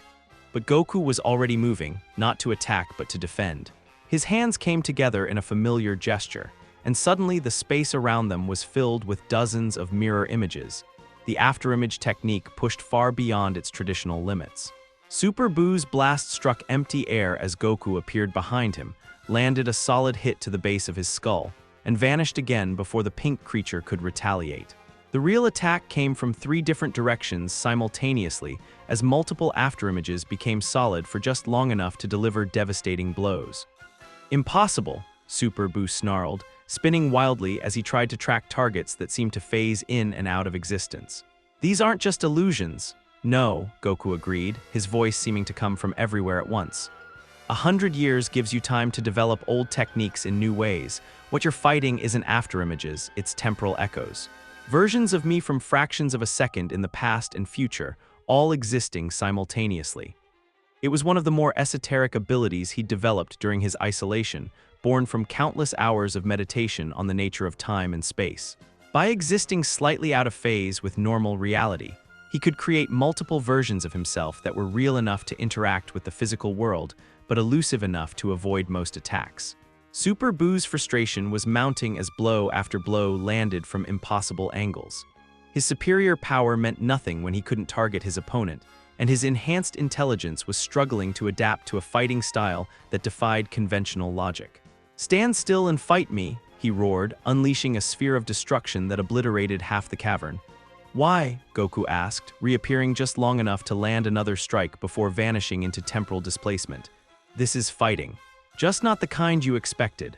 The battle continued for what felt like hours, with Super Buu growing increasingly desperate as he failed to land a single solid hit. The underground chamber became a maze of destroyed stone and redirected water, but somehow neither fighter took serious damage. Goku because he was essentially untouchable, Super Buu because his regenerative abilities kept pace with the accumulated minor wounds. Finally, Super Buu stopped attacking entirely, his chest heaving with exertion and rage. "Enough," he screamed. "This isn't victory, this is just elaborate cowardice. You're not defeating me, you're just annoying me." Goku materialized fully, standing about 20 feet away with his hands at his sides. "You're right, I'm not defeating you, not like this." "Then why?" "Because I'm not trying to defeat you," Goku interrupted. "I'm trying to tire you out. I'm trying to make you angry and frustrated and careless. I'm trying to push you toward a decision that you'll regret." Super Buu's eyes widened as understanding dawned. "You're trying to make me transform again." "Kid Buu," Goku confirmed. "The original form, pure destruction without intelligence or restraint. You can feel it, can't you? The urge to abandon this complex thinking, this strategic planning, and just embrace simple annihilation." The accusation hit home. Super Buu's form was already beginning to fluctuate, his carefully maintained fusion starting to destabilize under the pressure of prolonged frustration. The tactical intelligence that made him so dangerous was also a weakness. It required energy and focus to maintain, and both were wearing thin. "You're trying to make me weaker," Super Buu realized. "Am I?" Goku asked. "Or am I trying to make you honest? Kid Buu doesn't pretend to be anything other than what he is. No philosophy, no justification, no complex plans, just pure, authentic destruction. And you think you can handle that?" Goku's smile was grim. "We'll find out, but at least when I fight Kid Buu, I'll know exactly what I'm dealing with. No hidden agendas, no psychological manipulation, no attempts to make me doubt myself. Just a simple question. Who's stronger?" Super Buu's form was shuddering now, the conflicting energies within him becoming increasingly unstable.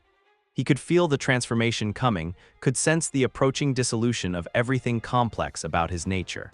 "This won't end the way you think it will," he warned. Kid Buu isn't just mindless destruction, he's destruction with the power to back it up. You won't be able to outthink him because there won't be anything to outthink. I know, Goku said simply. That's what I'm counting on.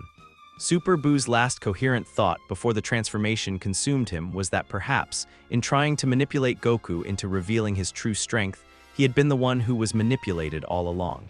The scream that echoed through the underground chamber as Super Buu began his final transformation was like the sound of the universe itself being torn apart. And somewhere in that scream, Goku could hear the approach of something that was exactly what it appeared to be. No more, no less, and infinitely more dangerous because of its simple honesty. Kid Buu was coming. The thing that emerged from Super Buu's collapsing form wasn't pink. Goku watched in fascination and growing horror as the transformation completed itself, revealing something that looked almost exactly like the original Fat Buu but felt completely different. Kid Buu was smaller, more compact, with the same cherubic features and innocent appearance, but his eyes held an emptiness that was somehow more terrifying than any malevolence could have been. This wasn't evil.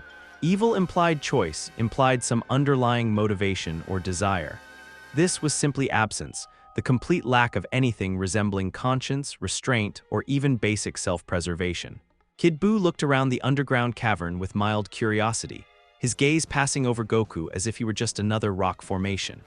Then, without warning or apparent reason, he raised one finger and fired a beam of energy that punched through the cavern's ceiling and kept going, boring a perfectly straight tunnel up through hundreds of feet of solid stone. When the debris finished falling, Kid Buu tilted his head toward the circle of daylight visible far above, then looked back at Goku with something that might have been amusement. Play? The word came out distorted, like a recording played at the wrong speed. Before Goku could respond, Kid Buu was moving, not the calculated strikes of Super Buu or the emotional outbursts of his previous forms, but something that defied all logic. He attacked from 12 different directions simultaneously, his body stretching and contorting in ways that violated basic physics, each limb acting independently while somehow maintaining perfect coordination. Goku barely managed to dodge the initial assault, his temporal echo technique providing just enough displacement to avoid being torn apart. But Kid Buu adapted instantly, his next wave of attacks targeting not where Goku was, but where he had been and where he might be, creating a net of destruction that was impossible to evade completely. Pain exploded across Goku's ribs as one of Kid Buu's elongated arms caught him mid-dodge. The blow sent him crashing through several stone pillars before he managed to arrest his momentum, and when he looked down, he could see actual damage, bruises, cuts, the first signs of real injury he'd sustained in months. Kid Buu was already there when he looked up, grinning with childlike delight.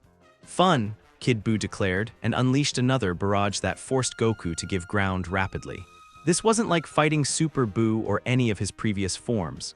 There was no pattern to analyze, no strategy to counter, no underlying psychology to exploit. Kid Buu fought like a natural disaster given form, overwhelming, unpredictable, and completely without regard for consequences. A key blast meant to cripple Goku's left arm missed by inches, and instead vaporized a section of cavern wall, redirecting an underground river into a torrential flood. Kid Buu laughed with genuine joy as the water swept over both of them, then began surfing the current while continuing his assault. "You're insane," Goku gasped, narrowly avoiding a punch that would have taken his head off. Kid Buu's grin widened. "Insane fun, more fun." Another energy blast, this one powerful enough to crack the planet's crust, forced Goku to abandon the underground battlefield entirely. He burst up through the tunnel Kid Buu had created, emerging into daylight with his opponent close behind. The surface world was in chaos. During their underground battle, Kid Buu's mere presence had been affecting the planet's natural systems. Weather patterns were collapsing, tectonic plates were shifting, and the very atmosphere seemed to be developing a pink tinge that made Goku's enhanced senses recoil. This wasn't the focused corruption that evil Buu had spread, it was something far worse. Kid Buu was somehow unraveling the fundamental forces that held the world together, not through any conscious effort, but simply by existing in a space too small to contain his destructive nature. "Look what you're doing," Goku said, gesturing toward the horizon where auroras were dancing in the middle of the day. "You're destroying everything." Kid Buu followed his gaze with obvious delight. "Pretty. Make more pretty." He raised both hands toward the sky, and suddenly the auroras weren't just in Earth's atmosphere. They were spreading outward, visible against the black of space as Kid Buu's influence began affecting the solar system itself. Goku felt something close to panic for the first time in decades. This wasn't just about Earth anymore. If Kid Buu continued to exist, his destructive field would eventually encompass entire star systems, then galaxies, spreading outward until nothing remained but empty void. "You have to stop," Goku said, powering up to levels he'd never revealed before. "I can't let you destroy everything." Kid Buu looked at him with curious interest. Strong, very strong. Fight more. The battle that followed made their underground clash look like a gentle sparring match. Goku unleashed techniques he'd spent decades perfecting, energy constructs that could think independently, gravitational manipulations that turned space itself into a weapon, temporal distortions that allowed him to attack from multiple points in time simultaneously.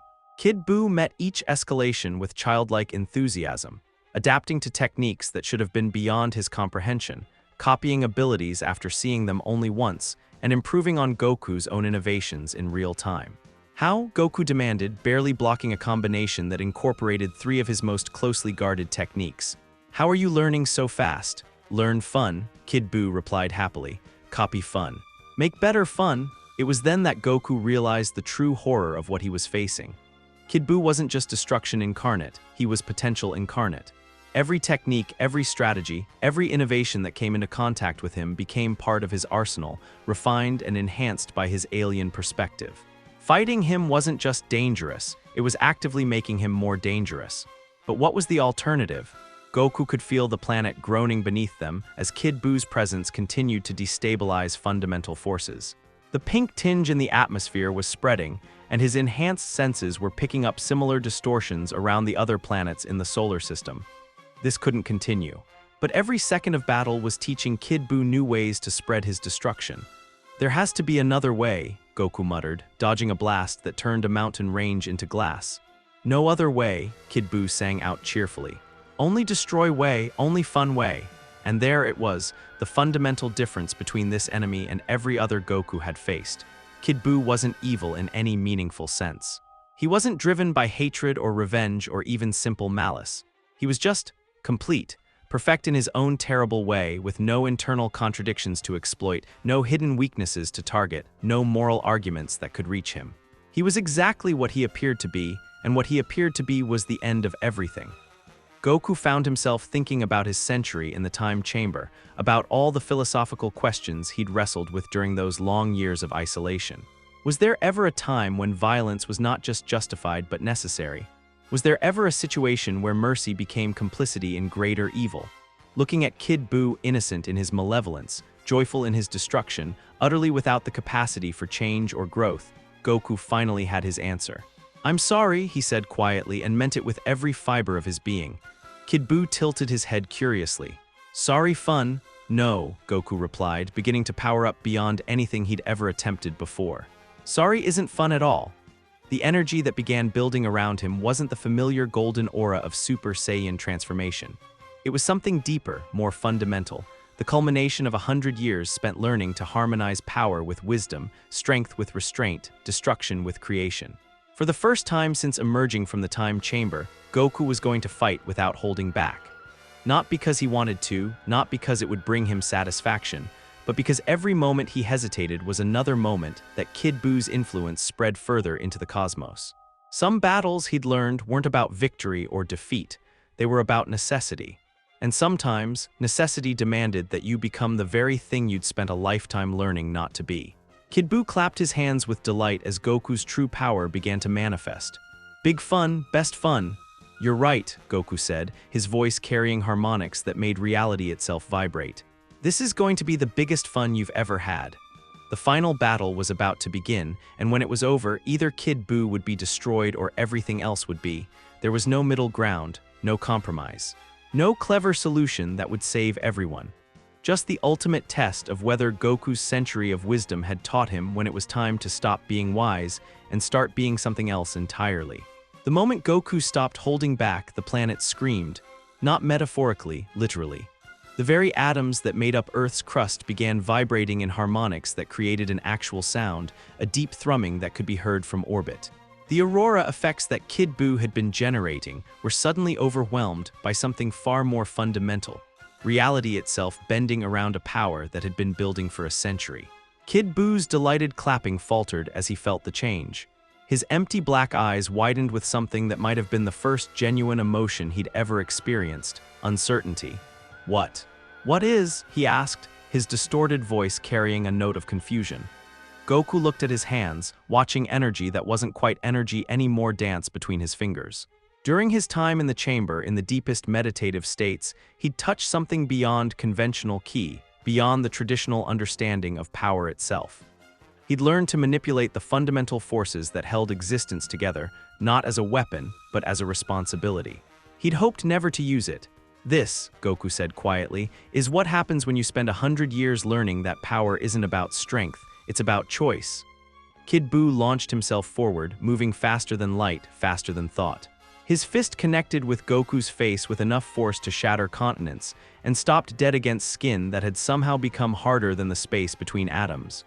Impossible, Kid Buu whispered, then giggled. Impossible fun, but Goku could see the fear creeping in around the edges of that empty gaze. For the first time in his existence, Kid Buu had encountered something that didn't behave according to the rules he understood. Something that couldn't be copied, couldn't be adapted to, couldn't be overcome through raw destruction. Your turn, Goku said. He moved not the explosive speed of traditional combat, but something more fundamental.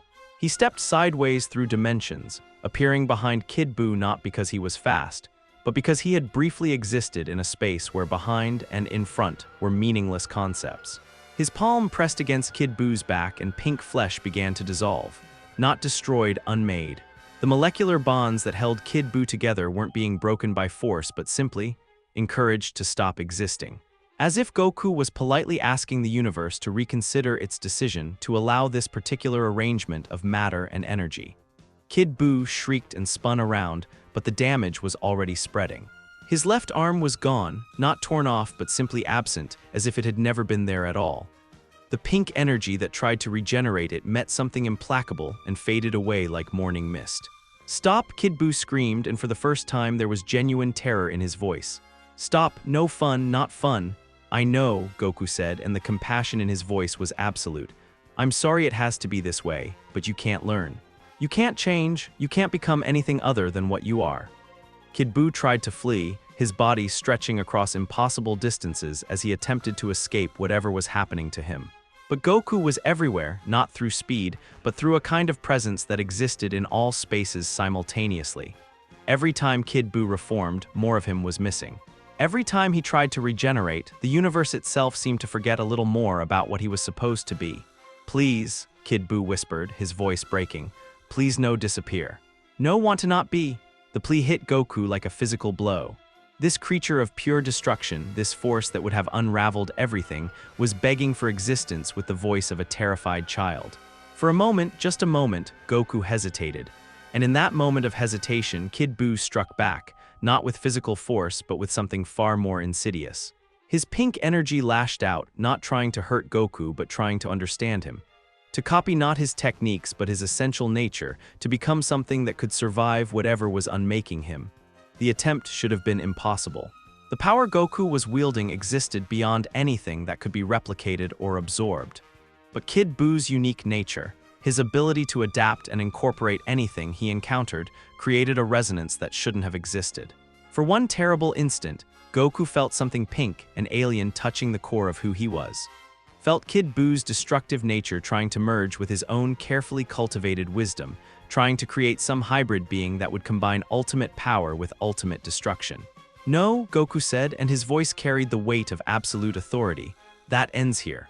What happened next wasn't a technique or a transformation. It was simply Goku making a choice about what reality would and would not allow. The pink energy that was trying to corrupt him met something infinitely more implacable than raw power. It met a will that had been tempered by a century of solitude and refined by decades of moral certainty. Kid Buu's scream cut off abruptly as his entire form began to collapse inward, compressed not by force, but by the universe itself deciding that this particular configuration of matter and energy was no longer acceptable. But instead of simply ceasing to exist, something unexpected happened. The pure destructive essence that made up Kid Buu's core, stripped of all the accumulated malice and corruption of his various forms, crystallized into something small and bright and impossibly pure. A seed of potential waiting to become something new. Goku caught it in his palm, feeling the warmth of it against his skin. It was barely the size of a marble, but it contained all the power that Kid Buu had wielded, transformed, refined, cleansed of everything except the capacity for growth. "What will you become?" he asked the seed quietly. "What will you choose to be?" The seed pulsed once, twice, then dissolved into motes of light that scattered on the wind. Where each mote landed, something began to grow, not the pink corruption of Buu's influence, but something green and vital and alive. Plants, flowers, small trees that seemed to radiate peace and contentment. Life, choosing to create instead of destroy. Goku sank to his knees in the crater where their battle had taken place, exhaustion hitting him like a physical blow. The power he'd wielded hadn't come without cost. He could feel years of his life bleeding away, the fundamental forces he'd manipulated extracting their price in time and vitality. But it was done. Kid Buu was gone, transformed into something with the potential for growth and change. The threat to the universe had been eliminated, not through destruction, but through a kind of cosmic rehabilitation that redeemed the very essence of what had seemed irredeemable. "Dad?" Goku looked up to see Gohan flying toward him, his son's face tight with worry. Behind him came the other Z-fighters, Vegeta, Piccolo, Krillin, all of them staring at the transformed landscape with expressions of awe and confusion. "Is it over?" Gohan asked, landing beside him. Goku nodded, gesturing toward the small garden that was already beginning to spread outward from where the seed's fragments had landed. "It's over. He's something new now. Something that can choose what to become." Vegeta looked around at the scattered flowers, his expression unreadable. "You didn't destroy him. No, I gave him a chance to be something else." Goku struggled to his feet, his body protesting every movement. "Everyone deserves that chance, don't they? Even monsters, especially monsters." Goku looked at his rival with tired eyes. "Because if monsters can change, if they can choose to become something better, then maybe there's hope for the rest of us too." Vegeta was quiet for a long moment, studying the spreading garden. When he spoke again, his voice was softer than usual. "You look older," he observed. Goku touched his face, feeling lines that hadn't been there an hour ago. The power he'd wielded had aged him, not drastically, but noticeably. The price of playing God, even with the best of intentions. "Some choices cost more than others," he said. "Was it worth it?" Goku looked out at the horizon, where the pink aurora effects were finally fading, replaced by natural blue sky.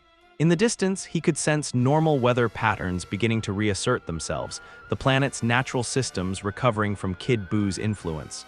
"Ask me in a few years," he said, "when we see what grows from what we planted today." But even as he spoke, he could feel new threats stirring in the cosmos. His display of power had been noticed, broadcast across dimensional barriers by forces that existed beyond normal space and time.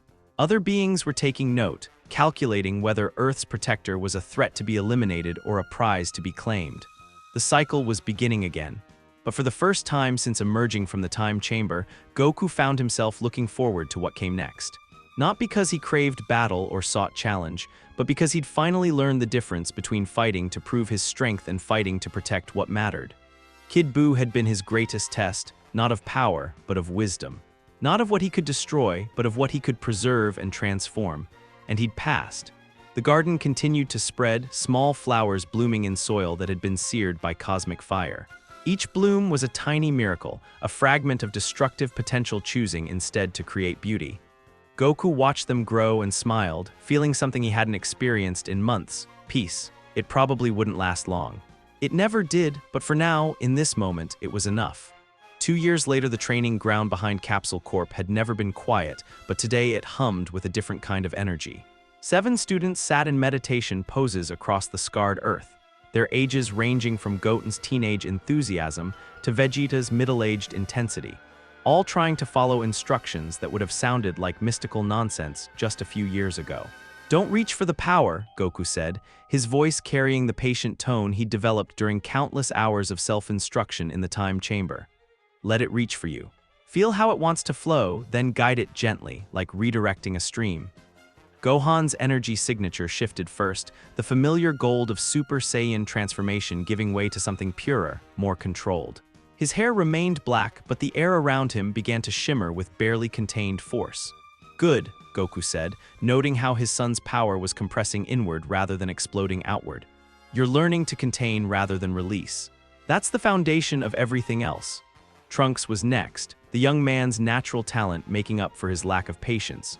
His purple hair flickered between its natural color and gold as he struggled to maintain the delicate balance Goku was teaching them.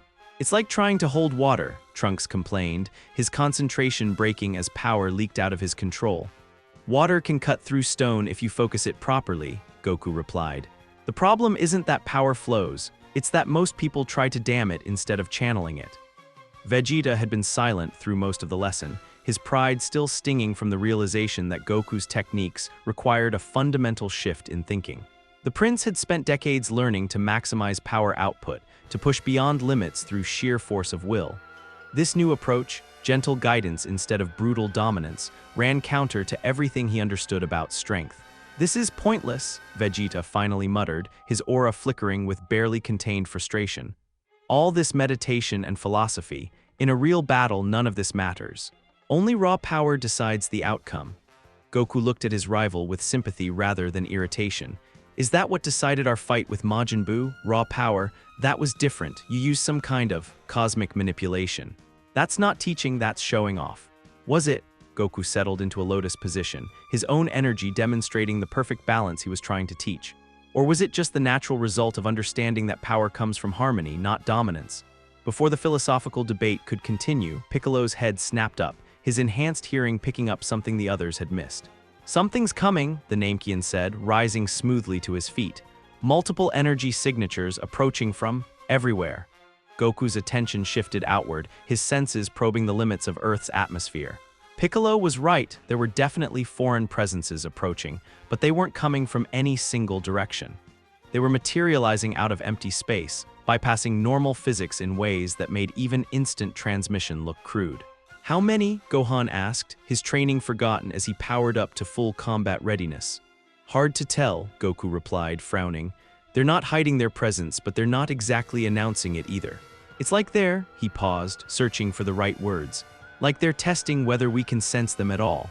The first arrival appeared without fanfare in the center of the training ground, a tall, elegant figure in robes that seemed to be cut from the fabric of space itself. Its face was humanoid but alien, with features that suggested incredible age and vast intelligence. When it spoke, its voice carried harmonics that bypassed the ears and spoke directly to the mind. "Goku-san," it said, and somehow the simple statement carried the weight of cosmic authority. "Teacher of warriors, spreader of potential, corrupter of the natural order." "And you are?" Goku asked, though he was already powering up, recognizing threat despite the being's calm demeanor. "I am the curator," the entity replied, "guardian of cosmic balance, preserver of the way things should be." Its alien features shifted into something that might have been disappointment. "And you, Goku-san, have become a problem that can no longer be ignored." More figures began materializing around the training ground, dozens of them, each radiating power that dwarfed anything the Z-Fighters had encountered before. But unlike previous threats, these beings didn't feel malevolent. They felt administrative, like cosmic bureaucrats with the power to reshape reality. "Dad," Gohan said quietly, moving to stand beside his father, "what do they want?" The curator heard the question and answered with chilling directness. "We want to prevent the catastrophe your father's teaching will eventually cause. Every student he trains, every technique he shares, every moment of growth he inspires, all of it increases the probability of universal collapse."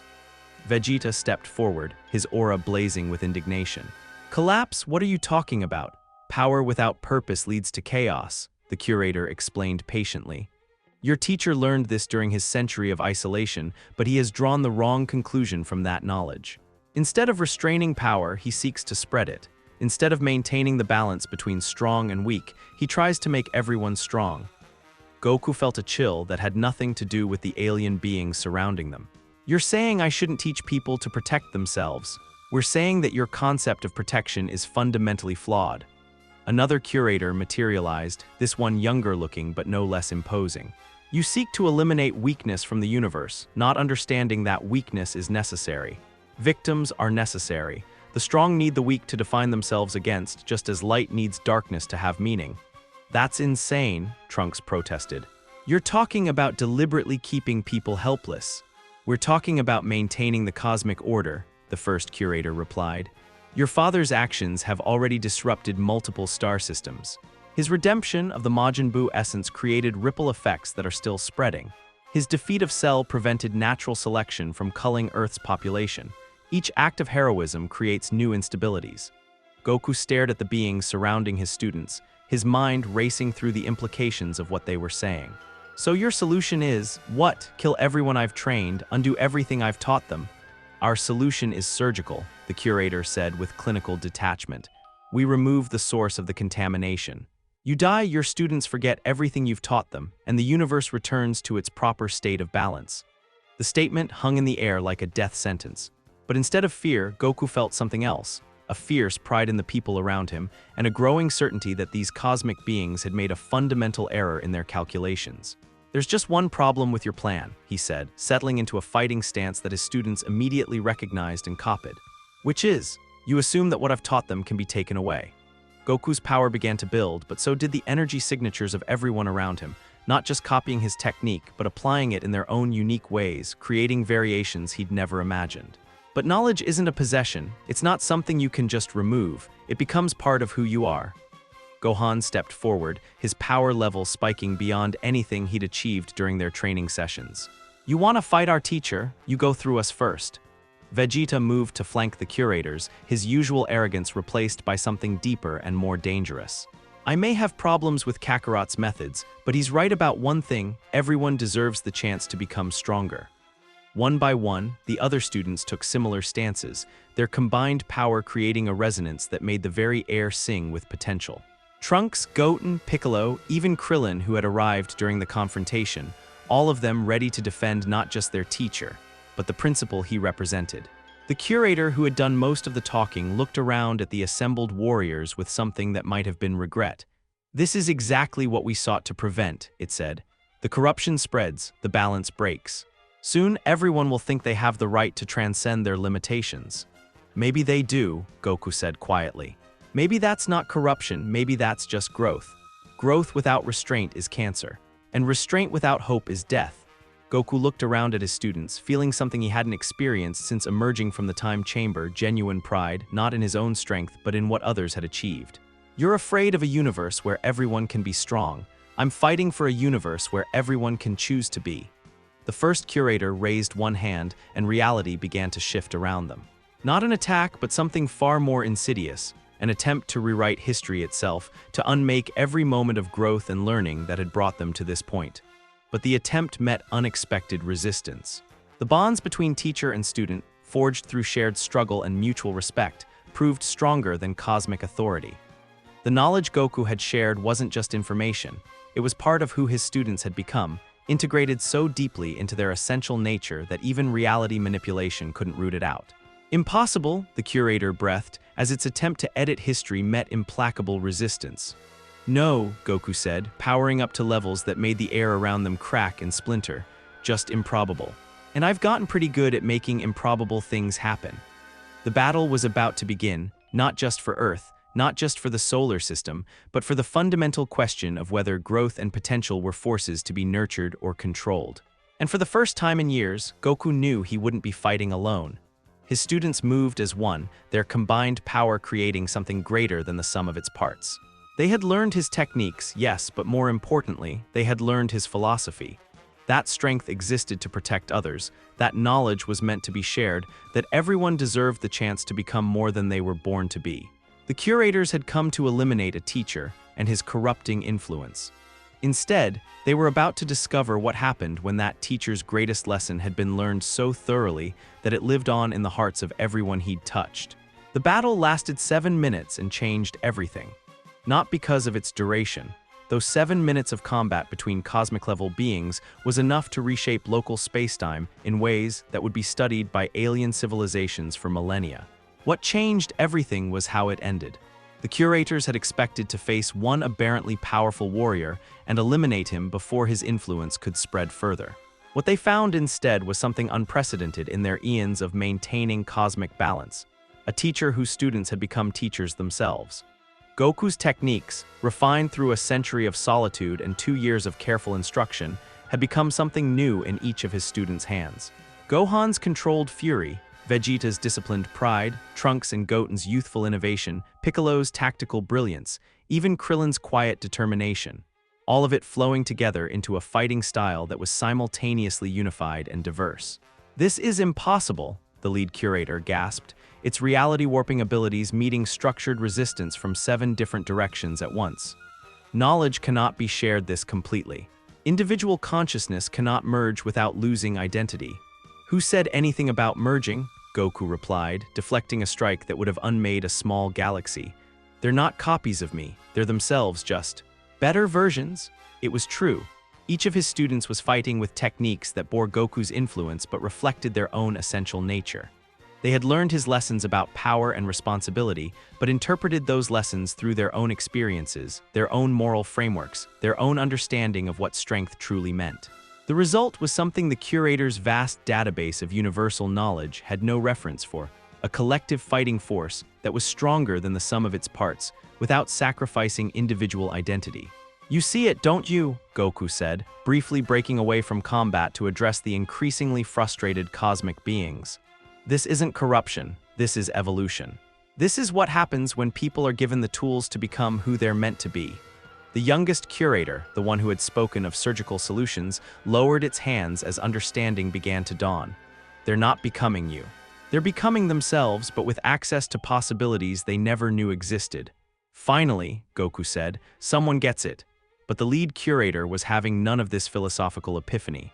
Its form began to shift, becoming something less humanoid and more abstract. A living embodiment of cosmic order, of the rigid rules that kept the universe functioning according to predetermined patterns. It doesn't matter what they become individually, it declared, its voice now carrying the weight of universal law. The aggregate effect is still chaos. Power without limits leads to universal collapse. We will not allow. The attack never finished forming. Vegeta appeared behind the transformed curator, not through speed, but through a technique none of them had seen before, a spatial fold that brought him from one point to another by temporarily convincing the universe that the distance between them didn't exist. You know what your problem is, Vegeta said, his hand pressed against what passed for the curator's spine. You think power corrupts, but power doesn't corrupt, fear of power does. And you're afraid of a universe where your authority isn't absolute. The prince's energy wasn't destructive. Instead, it was something far more dangerous to a being like the curator. It was transformative. Vegeta had learned Goku's most advanced technique, the one he'd used on Kid Buu, but applied it with his own philosophical bent. Instead of unmaking the curator, he was offering it choice. The cosmic being's rigid form began to soften, its absolute certainties wavering as Vegeta's energy introduced concepts it had never considered. The possibility that order and chaos could coexist, that growth and stability weren't mutually exclusive, that the universe might be improved by allowing beings to exceed their original limitations. Stop, the curator whispered, but there was less command in its voice now and more plea. You don't understand. Without cosmic balance, without the strong and the weak maintaining their proper relationships, everything falls apart. Maybe, Gohan said, appearing on the being's other side. Or maybe you've been so focused on preventing catastrophe that you've prevented miracles too. His technique was different from his father's gentle transformation and Vegeta's forceful choice. It was education. Gohan was sharing memories, experiences, showing the curator what the universe looked like from the perspective of beings who had been given the chance to grow beyond their original limitations. The curator saw Earth not as a chaotic disruption of cosmic order, but as a laboratory of potential. It witnessed the transformation of Piccolo from world destroyer to protector, Vegeta from genocidal prince to devoted father, Fat Buu from mindless weapon to innocent child seeking purpose. It experienced the joy of former enemies becoming friends, of students surpassing teachers, of individuals choosing to become better than they were born to be. This is. The curator's voice was filled with wonder now instead of authority. This is beautiful. But also terrifying. If everyone can transcend their nature, if all limitations can be overcome, then what happens to you? Trunks supplied, his own energy joining the collective transformation they were working on the cosmic being. Maybe you become something better too. Maybe instead of maintaining the old order, you help create a new one. The other curators were watching in fascination as their leader underwent something unprecedented, voluntary change. For beings whose entire existence was devoted to preserving the status quo, the sight of their commander choosing growth over stagnation was as revolutionary as anything Goku's teaching had produced. We could spread this, the youngest curator said suddenly. This concept of guided growth, of potential unleashed but not uncontrolled, we could take it to other worlds, other civilizations. Careful, Goku warned with gentle humor. That sounds dangerously like teaching. The lead curator's transformation was nearly complete now, its rigid cosmic authority replaced by something more flexible but no less powerful, the ability to nurture growth while maintaining necessary stability. "You've changed us," it said, its voice now warm instead of coldly administrative. "All of us. We came here to eliminate a threat to cosmic order, and instead we've become something new ourselves." "That's what teaching really is," Goku replied. "It changes everyone involved. I learned as much from my students as they learned from me." As the former curators began to fade back into whatever dimension they'd emerged from, not retreating, but returning to spread their new understanding throughout the cosmos, Goku felt something he hadn't experienced since emerging from the time chamber. Complete peace, not the absence of conflict. There would always be new threats, new challenges, new opportunities for growth. But the peace that came from understanding his place in the universe, his purpose beyond simply being the strongest fighter alive.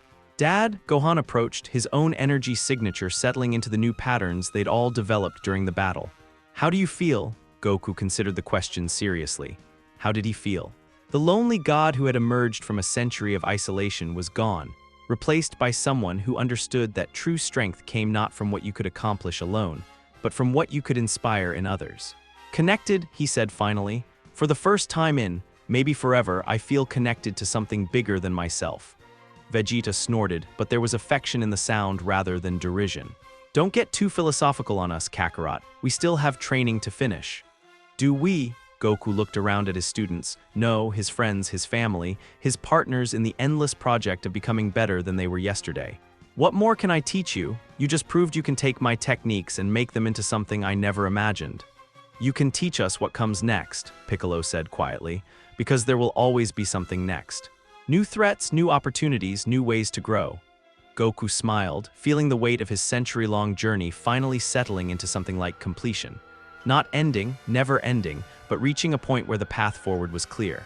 He had spent 100 years learning that power without wisdom was destruction. He had spent 2 years learning that wisdom without sharing was just another form of selfishness. Now, he understood the final lesson.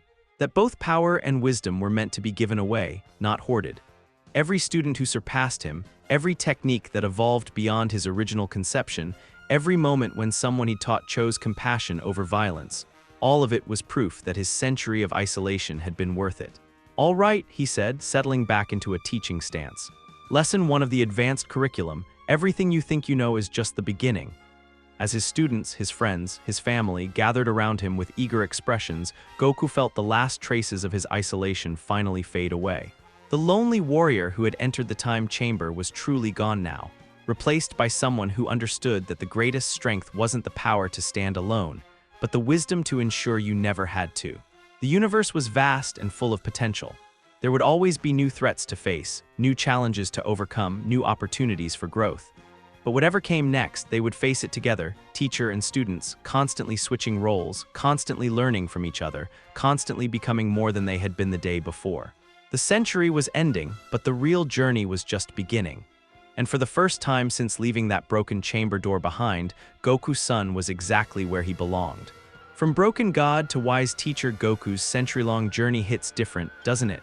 Drop a comment with your favorite scene. Mine's probably that Cold War standoff with Evil Buu where philosophy meets face-melting power levels. What got you hyped? Subscribe for more What If Chaos and tell me, should we do What If Vegeta trained for 100 years instead? Catch you next time.